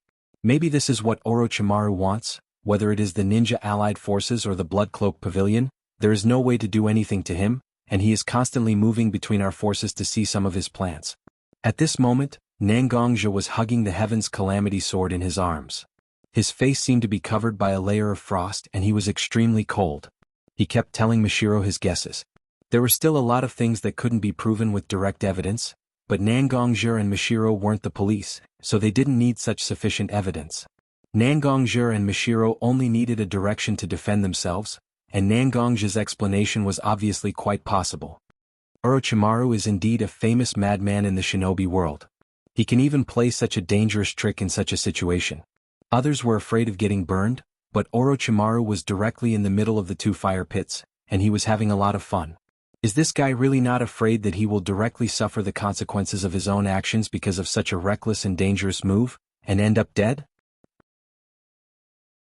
Mashiro's mind echoed a lot of information he learned about Orochimaru, and the more he thought about it, the more he felt how crazy Orochimaru was. Most dangerous people are dangerous to others. But crazy people are often crazy about themselves. When a person completely disregards life and death and losses in order to achieve their own goals, who can stop such an existence? Death of body and Tao? For Orochimaru, his own life was never important, the only thing he cared about was his pursuit of truth. Previously, Orochimaru became quite delirious because of the defects in his soul, but now Orochimaru directly repaired his incomplete soul after resurrection for unknown reasons. The current Orochimaru is no longer as crazy and persistent as before, but instead he added a layer of rationality to his madness and persistence. It is this rationality that restrains Orochimaru's madness and persistence, making him more dangerous than when he was crazy.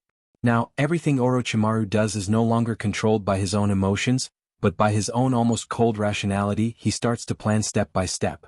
Observing all the changes in his eyes, putting all the factors that may affect the overall situation in his heart, everything Orochimaru does now is to achieve his own pursuit. No exception. When Nangongja's last few words fell on the ground, Mashiro's back was directly covered by a cold feeling. A completely rational person, and all his actions are to achieve his own goals. Just thinking about it, Mashiro can't help but become afraid. It seems that we also have to speed up our plan. Although today's operation did not fully achieve our expectations, it is enough to cause enough shock to the ninja allied forces. What we need to do now is to use our advantage to get more benefits. Now, the ninja allied forces will definitely speed up their reinforcements again and again. Once the reinforcements arrive, they will definitely attack us directly without mercy. Now, we are stalling for time here, but the action team we sent out is really racing against time. Only by taking more rapid action can we perfectly achieve our goal in the shortest time. Standing beside Nangongja when he heard how terrible an enemy like Orochimaru is, Mashiro's thoughts also drifted to the 2 action teams sent by Nangongja to the Land of Wind and the Land of Earth. After all, for the Blood Robe Pavilion now, the most important thing is not himself, but the two action teams sent out by Nangongja. Hearing Mishiro's suggestion, Nangongja also nodded, apparently agreeing with Mishiro's statement. The current situation was already very critical. What they needed was to take care of everything and consider all aspects of the matter clearly. Otherwise, if there is any mistake, it will directly lead to the loss of the whole game. Okay, after returning to the main tent, immediately give orders to the two action teams. Make sure they capture the Land of Wind and the Land of Earth as soon as possible so that they can complete their plan as soon as possible.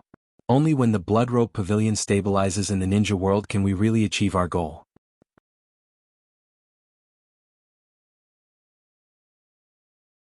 Chapter 786. Time quietly slipped away from the ninja allied forces and the Blood Cloak Pavilions waiting. The ninja allied forces were still constantly urging their reinforcements, and even to the point where they didn't care about the consumption. And the Blood Cloak Pavilion also began to do their best to take advantage of the fact that the ninja allied forces had transferred a large number of living forces from their own territory, constantly attacking cities and seizing territories. Although the Blood Cloak Pavilion has only been on the campaign for a few days, with their almost crushing power, they directly flattened the Land of Wind and the Land of Earth. No city could last for too long in front of the Blood Cloak Pavilion. Without the unified leadership of the daimyo, without the protection of powerful ninjas, there is no way to effectively protect their homeland by relying on the relatively scattered civilian encirclement forces in various cities and weak bureaucratic groups. After all, in the entire ninja world, the military and political division is very clear. The political division is all controlled by the bureaucratic group headed by the daimyo, and the military is all controlled by the ninja group headed by the kage. Almost all the military officers have undergone a certain period of training in the ninja village of their own country, but the only way to deal with ninjas is to use ninjas. Other methods are just small things. Some civilians can also use the means to deal with ninjas. The people of the ninja village naturally won't easily teach these military officers who rely on the political groups to exist. Otherwise, if one day those ambitious military officers use such means to kill ninjas because of fear, wouldn't it be a terrible loss? Therefore, for various reasons, in fact, a large number of city guards stationed in the cities of the ninja world have actually become an existence that can only deal with civilians and maintain the order of ordinary people. However, even if they continue to flatten all the way, the size of the Land of Wind and the Land of Earth and the limited number of people of the ninja allied forces still pose an extremely great obstacle. Many disciples of the Blood Cloak Pavilion are actually in a state of exhaustion at this moment, but in order to complete the task assigned by the Blood Cloak Pavilion, they can only continue to move forward. At the beginning of the attack, the Blood Cloak Pavilion has already determined the battle policy, that is, after attacking a city, directly imprison the people who have the ability to resist, and directly impose martial law on the entire city. Except for the disciples of the Blood Cloak Pavilion, no one is allowed to enter or leave the city, even the soldiers of the small country alliance. Naturally, this was not done without a purpose. The Blood Garment Pavilion wanted to use this method to seal off the news that the Wind Country and Earth Country had been invaded. It can be said that so far, the whole melee plan has been very smooth. Those ninjas left behind in the hinterland of various countries haven't received the slightest news of their country being attacked. However, no one was a fool. There was no such thing as an impenetrable wall in the world. Under the continuous attacks of the Blood Cloth Pavilion, the land controlled by the ninja village was getting closer and closer. And in the cities built on these lands, ninjas gradually appeared, causing some resistance to the continued advancement of the Blood Cloak Pavilion. However, such resistance was not something worth paying attention to. After all, compared to unorganized ninja squads or even single ninjas, the Blood Cloak Pavilion was now engaged in a large-scale army battle. No matter how strange an individual's ability is, when facing the simultaneous attack of hundreds of thousands of people at the same time, it is impossible to have much room to play. After the Blood Cloak Pavilion once again captured a city of the Wind Country like before, after detaining the people with combat strength in the city, the Blood Cloak Pavilion withdrew from the city and continued to advance to the next city. At this moment, 2 prison guards from the small country alliance were sitting outside the prison and chatting. The 2 prison guards were sitting at a square table at this moment. An oil lamp was lit on the square table, bringing some light to the slightly dim prison. In front of the 2 prison guards were a wine cup, and on the small square table, there were also a few dishes. The 2 prison guards seemed to be drinking to their heart's content at this moment, and their voices became slightly louder. It must be said that this group of internal strength cultivators of the Blood Cloak Pavilion is really powerful. They can directly capture such a high city without any effort. Even if it was the people of the 5 great ninja villages, they would have to spend more effort, right? A slightly younger prison guard looked at his colleague sitting opposite him and said with some emotion in his heart. The other jailer, who looked slightly older, looked at his colleague who was talking about the blood clothing pavilion in an unrespectful tone. He put his finger on his lips and made a shiz sound to his colleague. He seemed to be a little nervous as he looked around and said to his colleague, "Sir, I'm sorry, but I'm sorry, but I'm sorry. Are you looking for death? How could you say something like that? Don't you know that our country's current reputation is actually supported by the Blood Garment Pavilion? We obey the Blood Garment Pavilion's every word. Even if we don't consider the name of the Blood Cloak Pavilion, we can't afford to offend any of them. Take a look at the previous battlefield. This group of capable people seemed to be born for battle. They directly charged through the rain of bullets and arrows. In the end, there were almost no casualties. Now it seems that whether it is the Wind Country or the Earth Country, they are slowly being controlled by the Blood Cloak Pavilion. When the time comes, the status of our small countries, which were originally bullied by the 5 great countries, will naturally rise. After all, the manpower of the Blood Cloak Pavilion is limited. At that time, based on the merits of our respective countries, we will definitely be rewarded. Now, what we should do is to do our job well and wait for the good days in the future. Hearing the elder's reprimand, the young jailer covered his mouth in fear.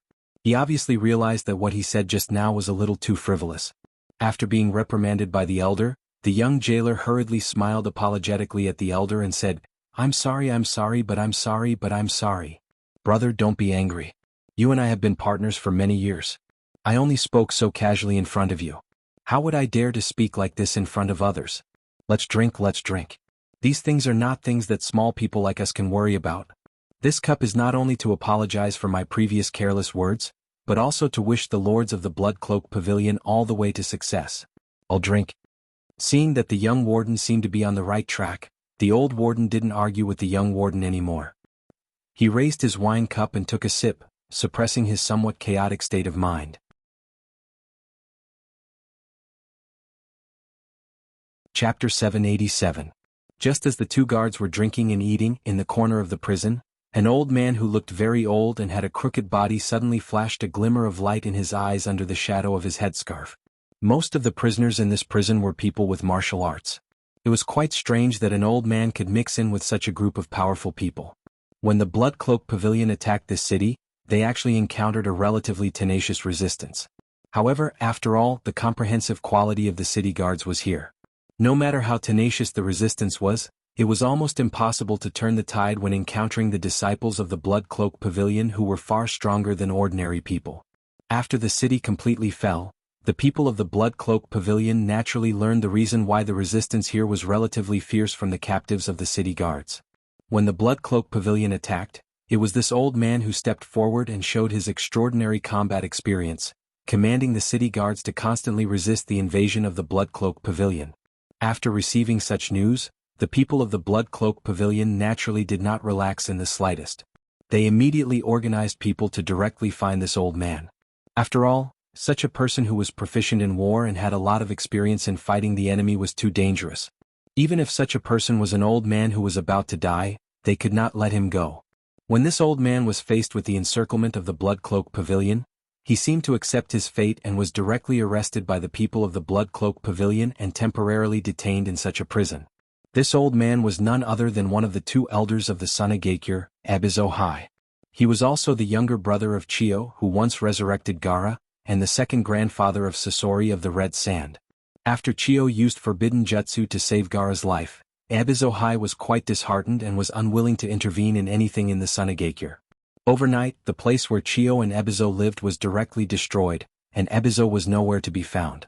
No matter how hard the Sand Village searched, they couldn't find any trace of Ebizo. Ebizo, who had disappeared, was actually hiding in such a city located in the Land of Wind. He built a simple house outside the city and lived there, waiting for the day when he ran out of oil and went to find his sister.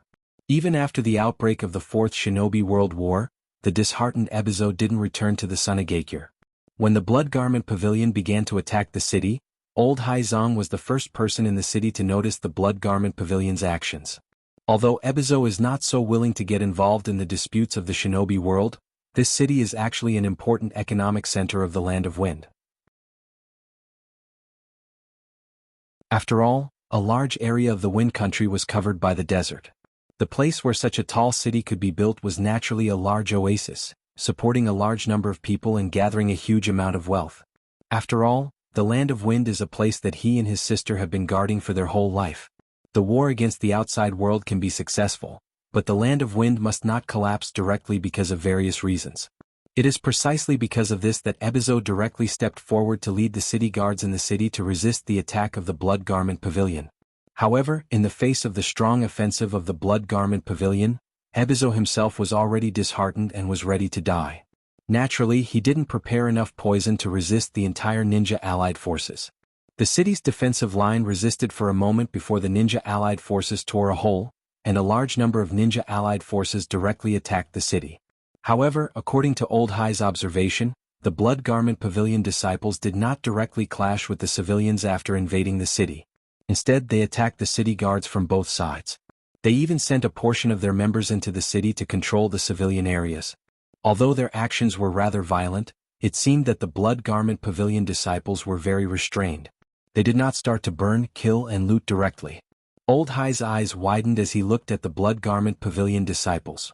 It was precisely because of the extreme restraint of the Blood Garment Pavilion that Ebizo was more aware of the Blood Garment Pavilion's plan. War has always been because of two reasons: plunder or conquest. When the people who started the war occupied a city, they didn't think about how to accumulate wealth, but when they pacified the people, then their purpose naturally became clear. However, how large-scale the war was and what was the purpose of the Blood Garment Pavilion, just relying on such a battle wasn't enough to obtain enough information. Therefore, Ebizo hid his strength and was directly captured by the people of the Blood Garment Pavilion without any resistance. A person like him who suddenly appeared and helped the city guards to resist the attack of the Blood Garment Pavilion, as long as the Blood Garment Pavilion was ambitious in their heart, they would certainly interrogate him, recruit him, or kill him. They would certainly see the leader of the Blood Garment Pavilion attack and pry into some secrets. However, what was beyond Ebizo's expectation was that the people of the Blood Garment Pavilion didn't pay attention to an existence like him at all. They directly detained him and some people who had a certain strength in the city. After that, they directly left a large number of soldiers who seemed to be from a small country to detain them and directly withdrew from the city to prepare to attack the next city. Although it's not very similar to what I expected, but I also understand what the Blood Garment Pavilion is selling in the gourd. I didn't expect that the Blood Cloak Pavilion, which suddenly appeared at the beginning, would have such a plot. Swallowing the land of wind and the land of earth, which is directly swallowing half of the shinobi world into their stomach. What a big appetite. Ebizo sat in the corner. Although his complexion didn't change much, one of his hands directly stretched into his sleeve. A colorless and odorless fine powder silently drifted out from old Hai Zhang's sleeves. The prison wasn't spacious to begin with, and with the addition of a lot of people squeezed inside, it seemed to be even more compact. After this fine powder drifted out from Ebizo's sleeve, it directly rushed into the nostrils of everyone in the prison. At first, these people didn't have any special reaction, but as time passed, everyone's eyes became slightly red, and their breathing became extremely rapid.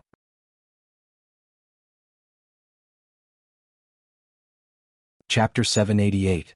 Although the breathing of the person in the cell was getting more and more rapid, and his own breathing was also becoming extremely violent, the two jailers who had been sitting outside the cell and drinking until they were in a daze also noticed that something was wrong in the cell at this moment.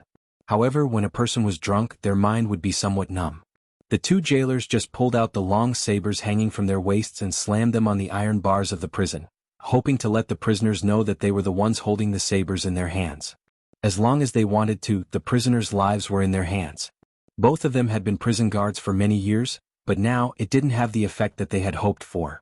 Not only were the prisoners not frightened by the two jailers at this moment, but they also seemed to be aware of the danger of the two jailers.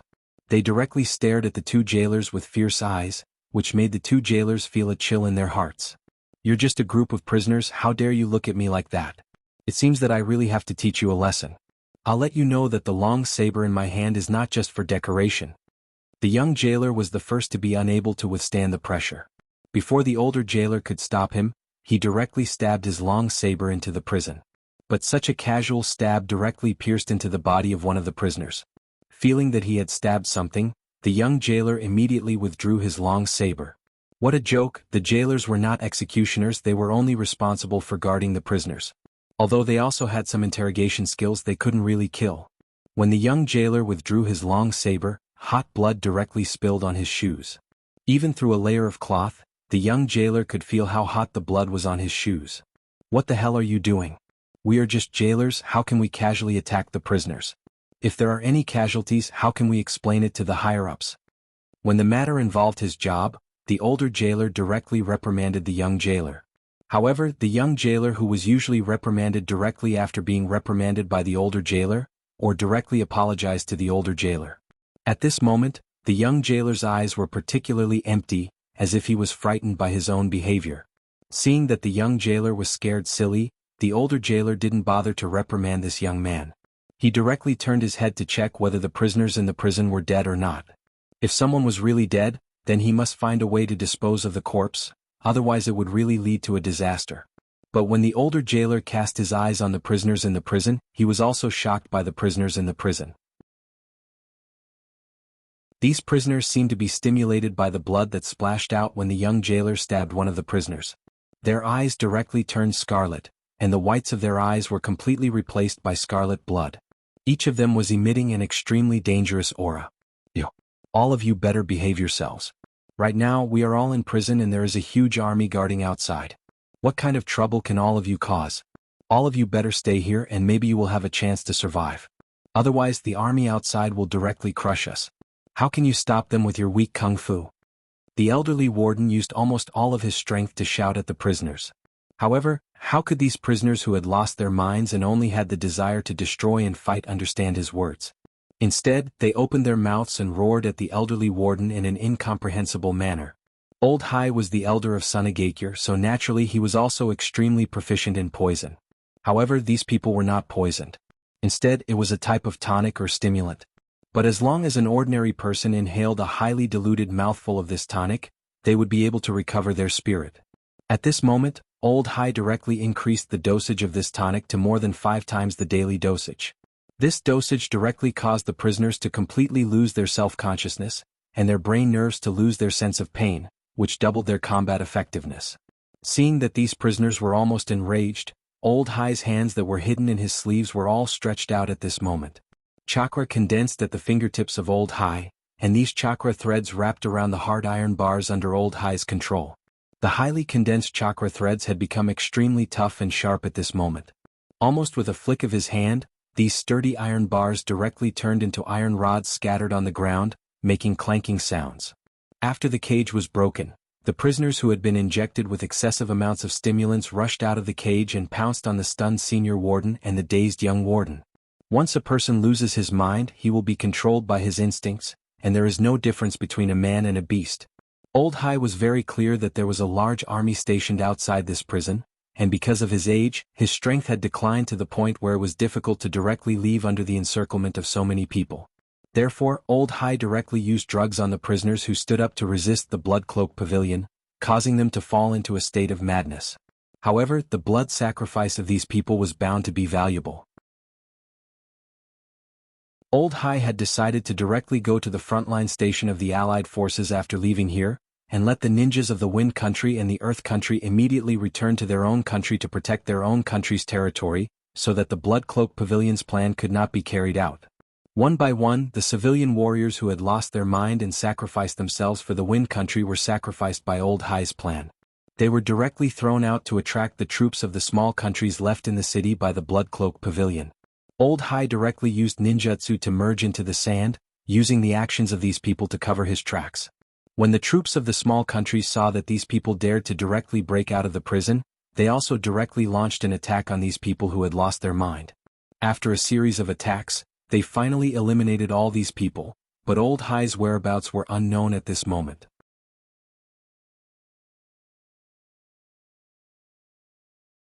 Chapter 789. Sitting on his chair, Nangongja didn't read the battle reports from the Wind and Earth Country like usual. Instead, he sat quietly in front of the table without saying a word. His eyes just stared at the curtain of his tent as if waiting for some news. After a while, Mashiro walked into Nangongja's tent with a few thin pieces of paper. Seeing Nangongja staring directly at the entrance of the tent, Mashiro gently waved the few pieces of paper in his hand a few times, then said to Nangongja, the surveillance information from the ninja allied forces came. Hearing Mishiro's words, Nangongja nodded, then said to Mishiro, "I won't read it, just tell me directly." Knowing that Nangongja doesn't like to read such a slightly complicated written report, Mishiro directly put the paper in his hand on the table, then directly said to Nangongja, "I have already read this information on the way here, then I will repeat it to you. This time, when our people were monitoring the ninja allied forces, they didn't encounter any resistance. The ninja allied forces seem to be deliberately letting our people know what's going on in their camp. They didn't hold back and directly let our people go deep into their camp. Early this morning, the higher-ups of the ninja allied forces had already appeared directly behind their tents, as if they were waiting for something. They also prepared a large number of gifts and piled them directly behind their tents. Shortly after that, the reinforcements from the 5 major countries gathered directly behind them and entered the ninja allied forces' tents in batches. And after these people entered the camp of the ninja allied forces, it was obvious that the ninjas of the allied forces were already preparing for war. It's almost certain that they will attack us as soon as they are ready. The long-awaited reinforcements of the ninja allied forces have all arrived here at this moment, which is not good news for the blood-robed pavilion. After all, the blood-robed pavilion hasn't completely completed the annexation plan of the Wind and Earth country. However, Nangongja didn't look worried at all. Instead, he handed a report from the border guard force on his table to Mishiro's direction. "During this time, you have been paying attention to the situation of the ninja allied forces, and I have been paying attention to the information of our 2 special operations teams invading the land of Wind and the land of Earth, but 2 days ago, I received a border notification that I was very concerned about. This is a letter of apology from the border of the country of Wind. The content of the letter is very simple. 2 days ago, the border troops formed by the disciples of the Blood Clothing Pavilion and the alliance of small countries were attacked by a person. Moreover, this person directly broke through. Because of their mistake, these guards sent a letter of apology to me, asking for punishment. But I didn't directly punish them, instead, I directly sent them a letter of condolence, and the reason why I did this is that in the letter of apology they sent me, they described in detail the characteristics and appearance of the person who broke through the border. Nangongja had always been a person who would reward those who did well and punish those who did wrong. But this time on the surface, it seemed that the border guards of the Wind country had failed in their duties, but Nangongja actually sent them a letter of condolence. Perhaps in the eyes of others, Nangongja's approach was to stabilize the people's hearts, but Mishiro knew that Nangongja must have his own reasons for doing so. After opening the letter of apology from Nangongja, Mishiro directly skipped the boring words of admitting guilt and asking for punishment, and directly flipped the letter to the appendix at the end. In the appendix, there was a portrait drawn by the blood-robed pavilion disciples according to the observation at that time, and after seeing such a portrait, Mishiro was suddenly slightly stunned. He had a slightly stooped body, a white headscarf, long white eyebrows and a large robe. Even though he was dressed like this and looked like an ordinary old man, Mishiro felt a sense of déjà vu from him. As if to confirm something, Mishiro then looked at the battle records of such a person beside the portrait. Using a variety of poisons with unknown effects? Extremely rich combat experience? Very good at finding the weakness of others and attacking it? This person could be? Suddenly, the name of a person who had disappeared without a trace appeared in Mishiro's mind. After hearing Mishiro's uncertain voice, Nangongja also nodded to Mishiro, apparently telling Mishiro that his guess was correct. "I'll give the order now. Those guards who let this fellow escape will be punished in the harshest way possible. A person with such an identity directly rushed out of our line of defense, wouldn't there be a huge loophole in our plan? If such a person directly entered the camp of the ninja allied forces, then our plan will be exposed instantly. Now that our crusade against the Wind and Earth country is not over yet, we must not let the ninja allied forces directly return to support us." Seeing Mishiro's anxious look, Nangongja directly stood up from his seat, walked to Mishiro's side and said to Mishiro, "Mishiro, don't panic. Listen to me first." When Nangongja put his hand on Mishiro's shoulder, and spoke to Mishiro with a voice that didn't have a trace of panic, instead, it was as if victory was in his grasp. Mishiro, who was a bit confused because of the sudden impact of the information, calmed down a bit at this moment, and turned to look at Nangongja who was standing beside him. When I first saw this information, I was also worried about how big of an impact the appearance of a person like Ebizo would have on us. But when I calmed down and looked at this information again, I found that although this situation seems to be dangerous, there is almost no disadvantage for us. Even if a person like Ebizo suddenly appeared in the ninja allied forces, it is a great advantage for our plan. Therefore, I didn't give any punishment to the border guards, but instead rewarded them.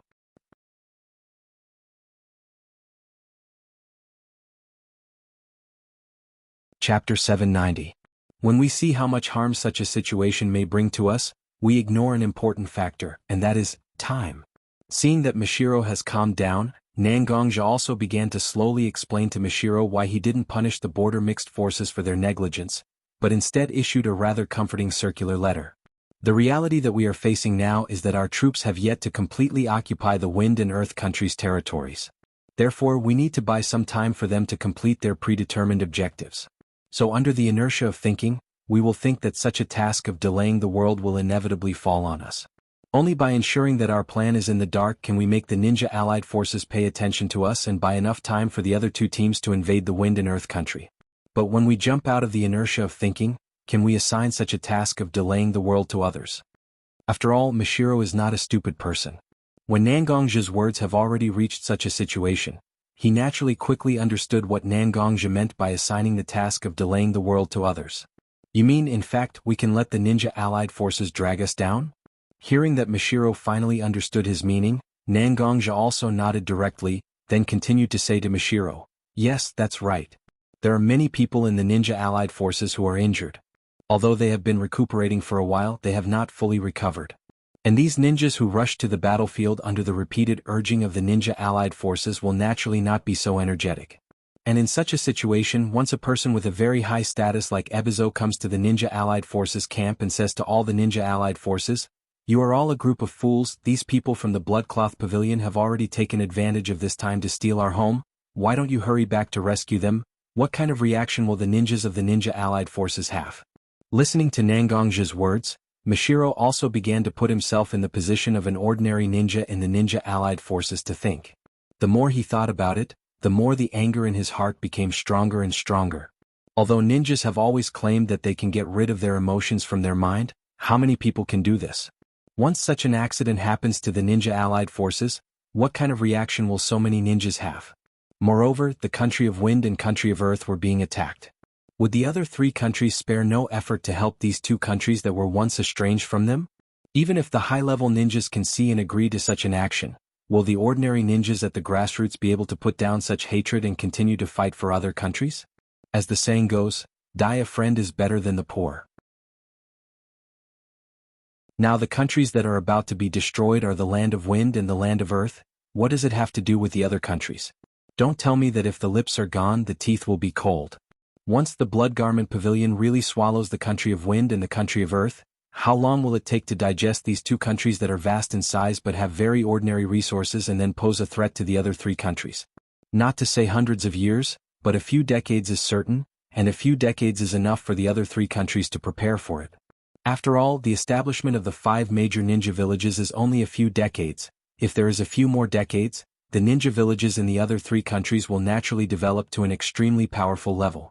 Even if the people in the ninja allied forces reach a consensus and are willing to rescue the land of Wind and the land of Earth together, how fast can the ninjas who have already consumed a lot of energy reach the land of Wind and the land of Earth? Should they rescue the land of Earth or the land of Wind first? These are all questions that are directly placed in front of the ninja allied forces. When a person is faced with a decision that involves their own fundamental interests, everyone only cares about what they can get. As for what others do, what does it have to do with them? The more Mishiro thought about it, the more he found that the arrival of Ebizo was actually not a bad thing for the Bloodcloth Pavilion. On the contrary, it may be more beneficial for the Bloodcloth Pavilion. Even if this is the case, we still have to guard against the ninja allied forces who will directly kill us, the disciples of the Bloodcloth Pavilion who are staying here. After all, I am the altar lord of the pristine gold altar of the Blood Garment Pavilion, and you are the head of the Blood Garment Pavilion, Gonggong. Once the two of us die here, it will definitely cause chaos within the Blood Garment Pavilion. It seems that you and I need to carefully discuss when we should leave with the disciples here. After all, Mishiro was Mishiro. Although his heart was full of joy, he was completely unaffected by this joy in his heart, and soon found what kind of loopholes in such a plan. Yes, we do need to carefully discuss this point. If we can't grasp the time, although I am confident that I can take you away from here, but there is no way for the disciples of the Bloodcloth Pavilion to get enough time to move. I have a little idea here, we need to continue to discuss it. After saying that, Nangongja pulled Mashiro to sit on a chair in the tent and began to talk about some of his plans. In the ninja allied forces at this moment, everyone was full of a kind of elation. After all, during this period of time, Nangongja directly pulled the ninja allied forces for so-called negotiations, and put pressure on the ninja allied forces again and again, and everyone was very keenly aware that Nangongja's strength had become more and more powerful. This kind of pressure falling on the ninja allied forces was a bit too heavy, as if there was a sort of Damocles floating above their heads, and at any time, it would directly fall from the sky and behead them. Now that their own side's reinforcements had finally arrived, everyone naturally became uncontrollably excited.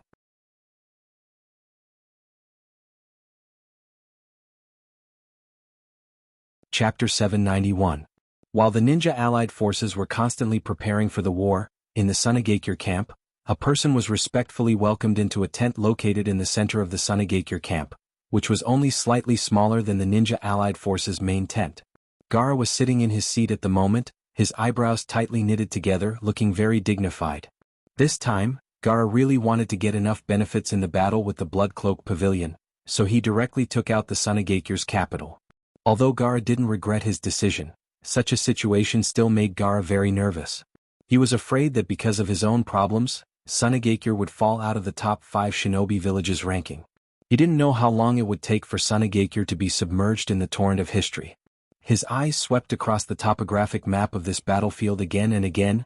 Gaara's mind constantly recalled the attack plan that had been set before, trying to find loopholes in it to reduce the danger that the Sunagakure ninjas might face.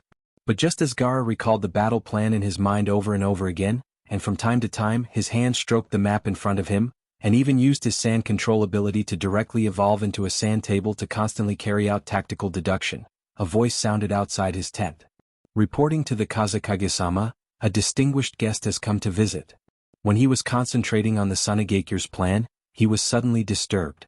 In fact, Gaara's heart was a little angry. Although without the influence of Shikaku, Gaara's violent character had been restrained a lot. After all, a leopard can't change its spots. Most of the time, Gaara couldn't completely control his temper. But such anger only lasted for a moment. Gaara quickly recognized his master from such a voice. It was the voice of Maki, the Kazekage's chief assistant. Even Maki, who could be said to be the most powerful person in the Sunagakure, would respectfully call him a distinguished guest. Gaara naturally wouldn't be so angry. After a little adjustment to restore his calm, Gaara waved his hands and directly dispersed the sand table in front of him. "Please come in." Gaara's voice spread out, and the curtains of his tent were lifted up. At this moment, Maki personally opened the curtain and welcomed the person behind him into Gaara's tent. The moment he saw the person who came, the suppressed anger in Gaara's heart disappeared without a trace, because the person who walked into his tent was none other than Chiyo's younger brother, the Sunagakure's old man Hai Laozo, who saved Gaara at the cost of her own life. "Hai Laozo-sama. It's been a long time. I thought you were no longer willing to come into contact with the trivial matters of the world and directly lived in seclusion." After all, he owed Chiyo's life, and Hai Laozo's status in the Sunagakure was too high. Facing such a person who worked hard and had a lot of involvement with him, Gaara naturally put down his arrogance as the Kazekage. He stood up from his seat and walked in front of Hai Laozo. "This old man wants to live in seclusion and not care about the world, but the Wind Country has reached a moment of life and death. How can I, an old man who has guarded the Wind Country for a lifetime, continue to live in seclusion?" At this moment, Hai Laozong's expression was not very good. After seeing the Blood Garment Pavilion's attack on the Country of Wind and calculating the speed of the Blood Garment Pavilion's attack, Hai Laozong could already conclude that the majority of the Country of Wind had already fallen into the hands of the Blood Garment Pavilion. Fortunately, the Blood Cloak Pavilion didn't kill them, so Hai Laozo vaguely felt that he could still save the cities of the Wind Country by returning to help. After all, most of the power of the Wind Country was still relatively intact in such a battlefield. The political leader of the Wind Country, Daimyo of the Wind Country, and the military leader of the Wind Country, Sunagakure Kazekage, were also very safe at this moment. As long as they could return to the Wind Country again, there was still a possibility of restoring the Wind Country again. However, Hai Laozo knew that the Wind Country had been invaded, but Gaara didn't know. Gaara listened to Hai Laozo's tone that was not particularly respectful, and his respect for Hai Laozo was greatly reduced. I am the Kazakage of the Sunagakure village of the Wind Country. Now you, a person who has retreated to the second line and didn't even appear in the battle, dared to directly scold me for dragging the Wind Country to the brink of destruction. Isn't this a slap in the face in public? And now Baki was here, whether it was to maintain his dignity as the Kazakage or to vent his anger at Hai Laozo's undisguised scolding, Gaara said to Hai Laozo in a very unfriendly tone. I don't know what I did wrong to make you, an elder of the Wind Country, directly scold me like this. Hearing Gaara's unfriendly tone, old Hai glanced coldly at Gaara and said, Let's go. Let's go. Do you know what happened after you directly transferred a large number of ninjas from the Wind Country? As soon as Hai Laozo's words came out, Gaara's heart sank. After all, he transferred most of the power of the entire Sunagakure village, which may indeed damage the interests of the entire Wind Country. Without the threat of ninjas, it is very likely that there will be many rebellions in the Land of Wind, and it is naturally impossible to play a big role by relying only on those weak and flowery city guards. Seeing Gaara's sudden silence, Hai Laozo completely ignored the change in Gaara's expression at this moment. Instead, he directly glanced at Baki standing beside him. With just a glance, Baki directly left the tent, and a large number of Sunagakure ninjas directly surrounded the tent where Gaara and Hai Laozo were located to prevent anyone from eavesdropping on the conversation between Gaara and Hai Laozo.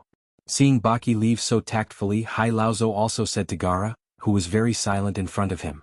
The Blood Cloak Pavilion has led a coalition of many small countries to attack the Wind Country and the Earth Country.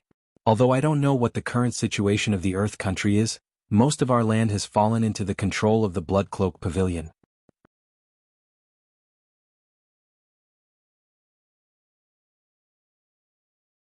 Chapter 792. Hearing Ebizo's words, Gaara's mind suddenly went blank.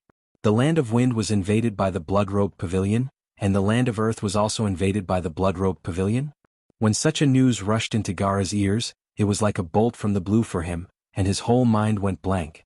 Obviously, the entire Blood-Robed Pavilion has been delayed here, so why does the Blood-Robed Pavilion still have the strength to attack the Land of Wind and the Land of Earth? Is it possible that the Blood-Robed Pavilion camp that is now blocked by the ninja allied forces is just an empty shell, and all the powerful people of the Blood-Robed Pavilion have been sent to attack the Land of Wind and the Land of Earth? Suddenly, such a thought directly broke into Gaara's mind. Such a thought also answered all the questions in Gaara's mind. Why has Nangongja been putting pressure on the ninja allied forces to delay the invasion of the Land of Earth? Why is it that every time Nangongja appears with Mashiro instead of the other Blood-Robed Pavilion lords? Why did Nangongja not directly launch a general attack on the ninja allied forces even though he has accumulated so much strength? Instead, he waited for the reinforcements of the ninja allied forces to arrive here. He didn't attack the reinforcements, nor did he destroy the transportation, but just let the reinforcements of the ninja allied forces arrive. Even at such a time when the war is about to begin, there is still no atmosphere of preparation in the Blood-Robed Pavilion camp. Ebizo, Sama, please come with me to the main tent of the ninja allied forces. This news not only needs to be known to us, but also needs to be known to the other ninja villages. At this moment, Gaara didn't have time to worry about Ebizo's tired body after a long journey. He directly took Ebizo's hand and led him to the main tent. Gaara lifted the curtain and saw Marky, who had been loyally guarding outside his tent. He directly ordered Marky, "Let's go." Baki, now send a few people to inform the leaders of the other 4 ninja villages and ask them to immediately go to the main tent for a discussion. But these people must keep their actions secret and don't make too much of a commotion. Now that this matter is related to the survival of our village and even the Wind Country, we must be cautious and hurry up. Do you understand what I mean? Gaara's eyes were fixed on Marky, and his eyes were full of solemnity and anxiety. Although Gaara would occasionally show a bit of irritation, Marky hadn't seen such a nervous and anxious look from Gaara for a long time. "Yes, I'll go now." Hearing Baki's response, Gaara directly left the Sunagakure's garrison and rushed toward the main camp in the center of the Ninja Coalition army. The people of the other 4 villages were all gathered outside the main camp at this moment. After meeting each other, they were quite confused. After all, Gaara's secret and anxious method of notification didn't explain anything clearly, and he directly asked the leaders of the 5 villages to come directly to the main camp.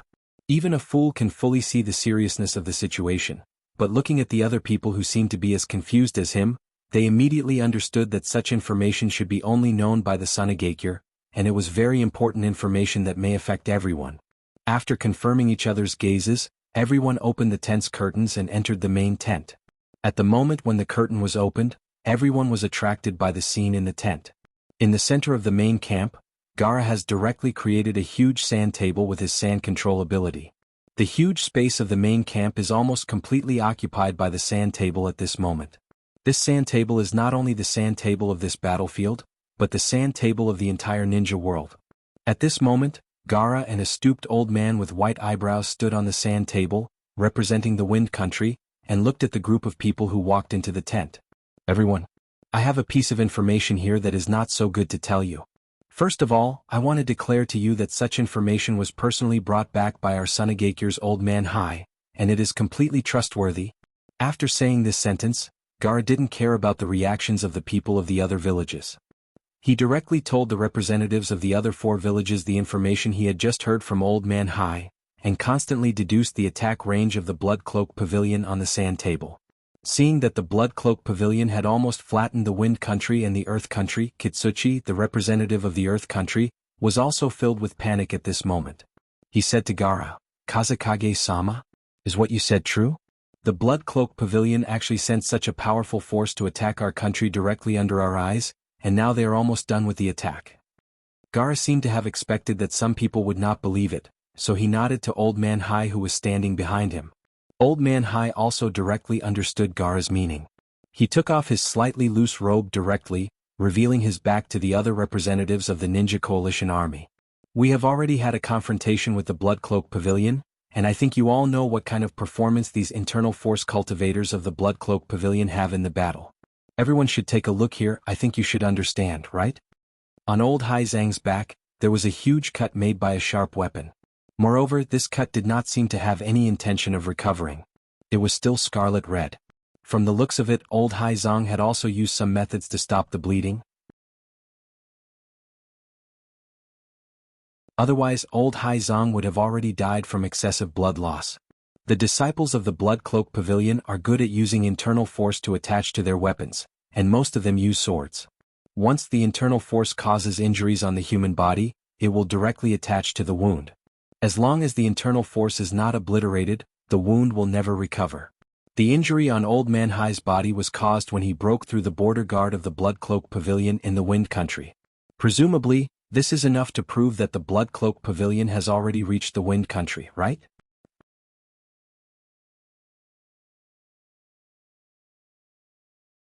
Chapter 793. Gaara's heavy news directly hit everyone's head, but except for Kitsuchi, the spokesperson of the Earth Country, who seemed to have lost his soul because of Gaara's news, the other 3 ninja villages didn't have any particularly obvious reaction. As mentioned before, the ones who died were the Wind Country and the Earth Country. Such a situation has a lot to do with the other countries and several ninja villages. They only care about their own interests. How much benefit can rescuing the Wind Country and the Earth Country bring them? Originally, Gaara was actually looking forward to being a member of the Ninja Coalition. At this moment, the other ninja villages that stayed out of this matter could directly express their feelings for their allies here. But unfortunately, there was only endless indifference in front of Gaara. "I don't know what you plan to do after hearing such news?" Looking at Orochimaru, Mei and standing in front of him, Gaara asked directly, obviously hoping that they could give him a direct answer here. The geographical location of the water country itself was very special. The isolated water country was actually quite self-sufficient. Therefore, Terumi Mei, who represented the interests of the water country, felt Gaara's gaze at this moment. She averted her gaze because she was afraid of meeting Gaara's gaze. She had to show Gaara the attitude of the water country and the mist village. Compared to the water country, the fire country and the lightning country bordered the wind country and the earth country that were being attacked by the blood-clothed pavilion at this moment. Although the 2 countries can take advantage of the situation of the Wind Country and the Earth Country being invaded to directly ask for more from the 2 countries, it's naturally better to swallow the fat meat in their own mouth than to put it in the hands of others. No one can resist the temptation of expanding their territory because such an act is a political victory, a military victory, and a victory that is enough to be remembered in history.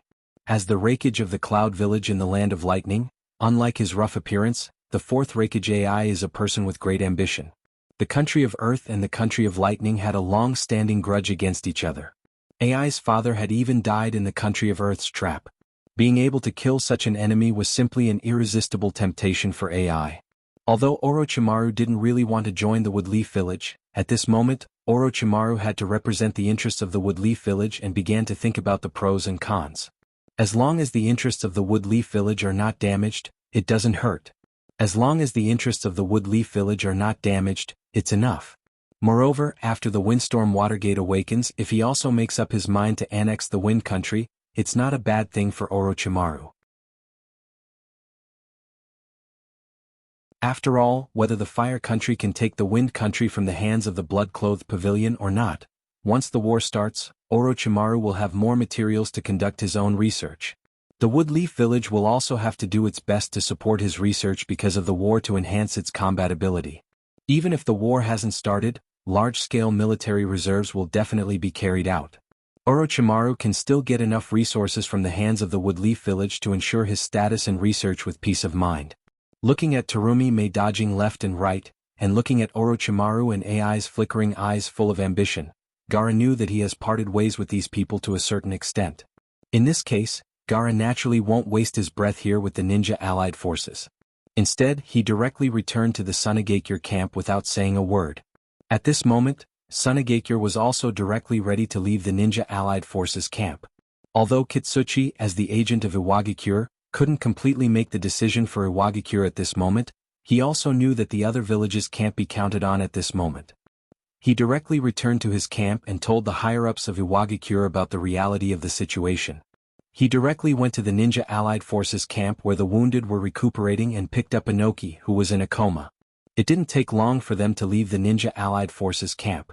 Watching the two villages of the Earth Country and the Wind Country leave the Ninja Allied Forces camp one after another, Orochimaru also looked at Terumi Mei and AI standing opposite him and said, "It seems that it's unrealistic to expect Sunagakure and Iwagakure to fight with us against the Blood Cloak Pavilion.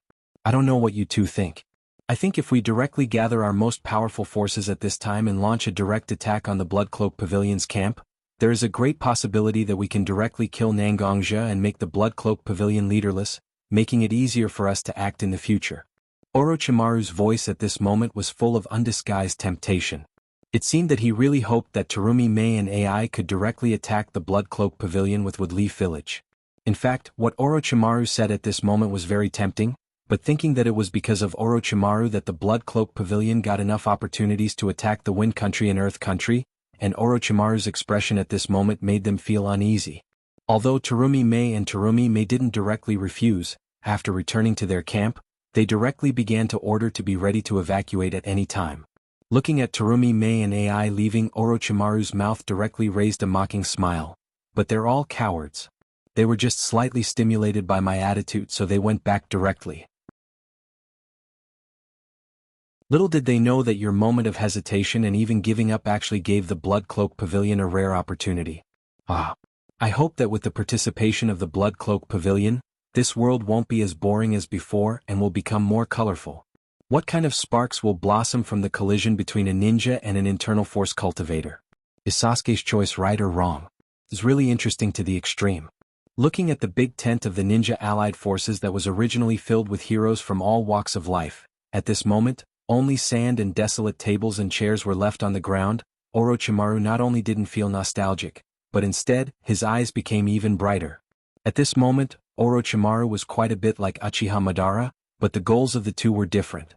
In comparison, Orochimaru's goal wasn't so much of a rebellion, and it was easier to succeed.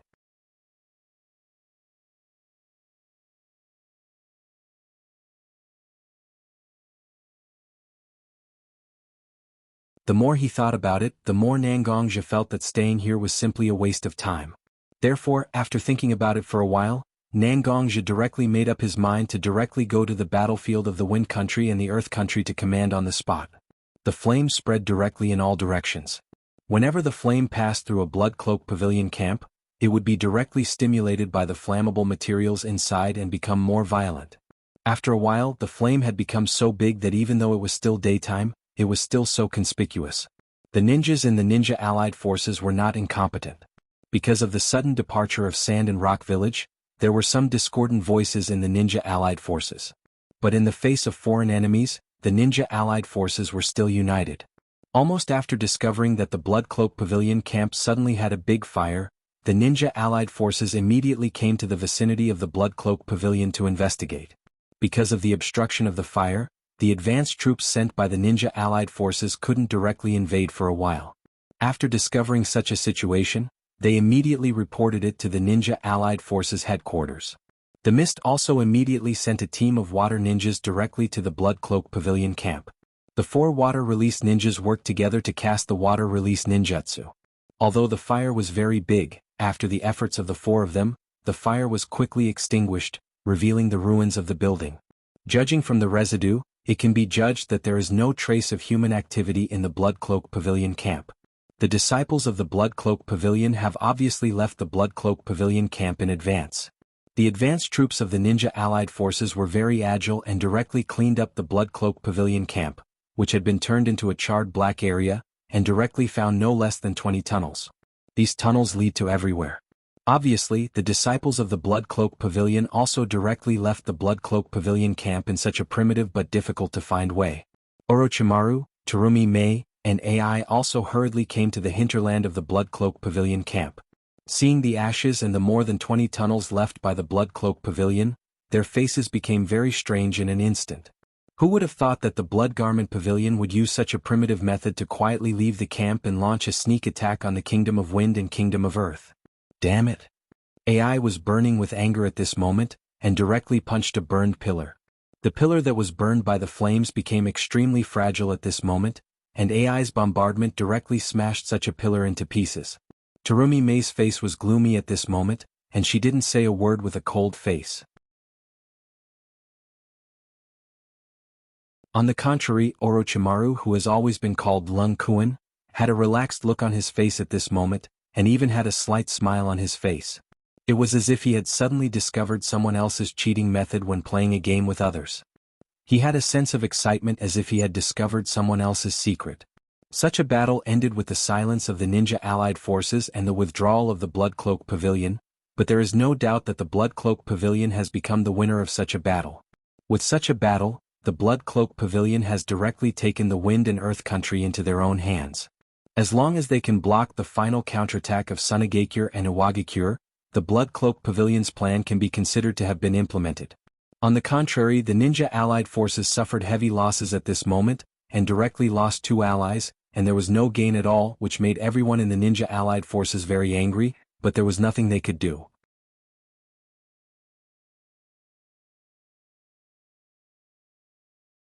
Chapter 795. Although Tsunagakure and Iwagakure's counterattack had a certain impact on the Blood Cloak Pavilion's defense, it didn't cause too much trouble. Gaara and Kitsuchi went to Woodleaf Village and Mist Village respectively. After all, the relationship between Tsunagakure and Woodleaf Village was very good, and there was a deep hatred between the Earth and Lightning Country, so they could only choose the Water Country, which had a relatively good relationship with them. Facing the remnants of Tsunagakure and Iwagakure, the Fire and Water Country welcomed them with open arms. After all, each country suffered a certain degree of loss in the previous battle. They needed some time to recover their strength and heal their wounds. Tsunagakure and Iwagakure lost their homeland, so Woodleaf Village and Mist Village were happy to directly absorb all of them into their own system. Once Tsunagakure and Iwagakure were integrated into such a system, it only took a little bit of effort to absorb these 2 forces into their own ninja village. At this moment, Nangongja sat on the throne in the middle of the palace of the country of Earth. He looked at the 5 elemental altar lords and the many Blood Cloak Pavilion disciples who had performed outstandingly in the battle before him. Just a moment ago, Nangongja had given out rewards to these people. When everyone's rewards were over, Nangongja also stood up from his seat and swept his eyes across the faces of the numerous disciples standing in front of him. Nangongja also cleared his throat and said to everyone, "Brother Lu, I'm going to give you a reward. I started as an orphan in a small village and by chance I received the inheritance of internal strength. But although I received the inheritance of internal strength, it still didn't change the fact that I was an orphan with no one to rely on. Back then, my sister and I were squeezed together in a small room, worrying about our livelihood every day. My biggest wish at that time was to learn a way to feed me and my sister from the small town where we lived, and then eat meat whenever we want." Nangongja said, and everything he experienced slowly passed through his eyes. Nangong Ro, who was also standing in the hall, looked at her brother who was standing taller than everyone else. At this moment, her eyes were slowly filled with tears, remembering the simple and difficult times of those years. Later, when I had some achievements in my cultivation, I began to have an idea in my mind. Can I make use of my cultivation to make a living? In the ninja world, there are many ways to make money by violence, but there are only a few ways to accept my strength at that time. In the end, I chose to find a way to become a ninja. At that time, in the small town where I lived, there happened to be a Hataki from the Woodleaf village, and under his recommendation I became a ninja in the Woodleaf village, one of the 5 most famous ninja villages in the ninja world. Thanks to the blacksmith shop owner in the small town, Uncle Hataki, who gave me the opportunity to go to the Woodleaf village. Although I became a ninja and earned a lot of money from the missions, but at the same time, I also paid a lot of price. I had to use a lot of dirty means against my heart to complete my missions. The blood in my hands became more and more, and I also got the nickname Yama in the ninja world. Perhaps for others such a title is an extremely glorious thing, but for me, it reminded me again and again of the fact that I am a murderous devil. Killing people is not a sinful thing because in an environment like the ninja world, as long as you want to protect yourself, you have to kill people for various reasons.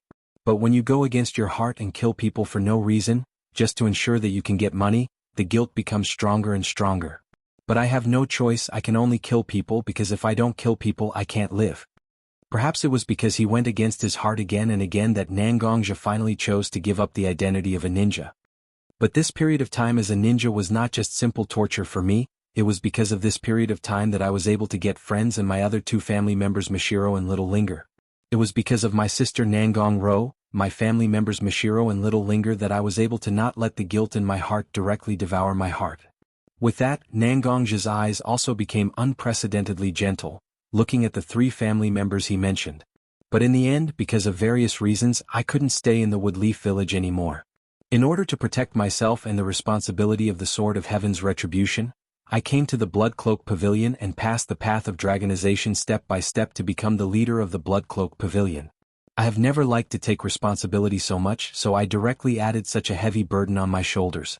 Step by step, I've been carrying such a heavy burden all the way to where I am now. The Blood Cloak Pavilion also directly became a giant in the ninja world step by step from a hidden force. From now on, internal force cultivators will no longer be ignored. We proved to the whole world that internal force cultivators are not worse than ninjas, and even better than them. Today we have rewarded all the people who have made contributions, and I believe that most people have also received the rewards they deserve. From today on, the Blood Cloak Pavilion officially stands in the ninja world and becomes an existence that everyone in the ninja world needs to look up to. This is my Blood Cloak Pavilion. This is our Blood Cloak Pavilion. From today on, all the disciples of the Blood Cloak Pavilion will be proud to be a member of the Blood Cloak Pavilion. Now let us all rejoice in our victory. All of this is what we have won with our own sweat, with our own blood and with our own lives. Nangongja held the Sword of Heaven's retribution in his hand and directly raised it high, and in Nangongja's eyes, tears were flowing and there was no way to stop. The book was finished. You're tuning in to the Han Lee's Wuxia Adventures YouTube channel. We're so grateful for your support and don't forget to subscribe to join us on this incredible journey through captivating stories. Your generosity through donations truly makes a world of difference, as it's the primary source of revenue that allows me to expand and enhance this channel for you. Thank you from the bottom of my heart for being a part of this adventure.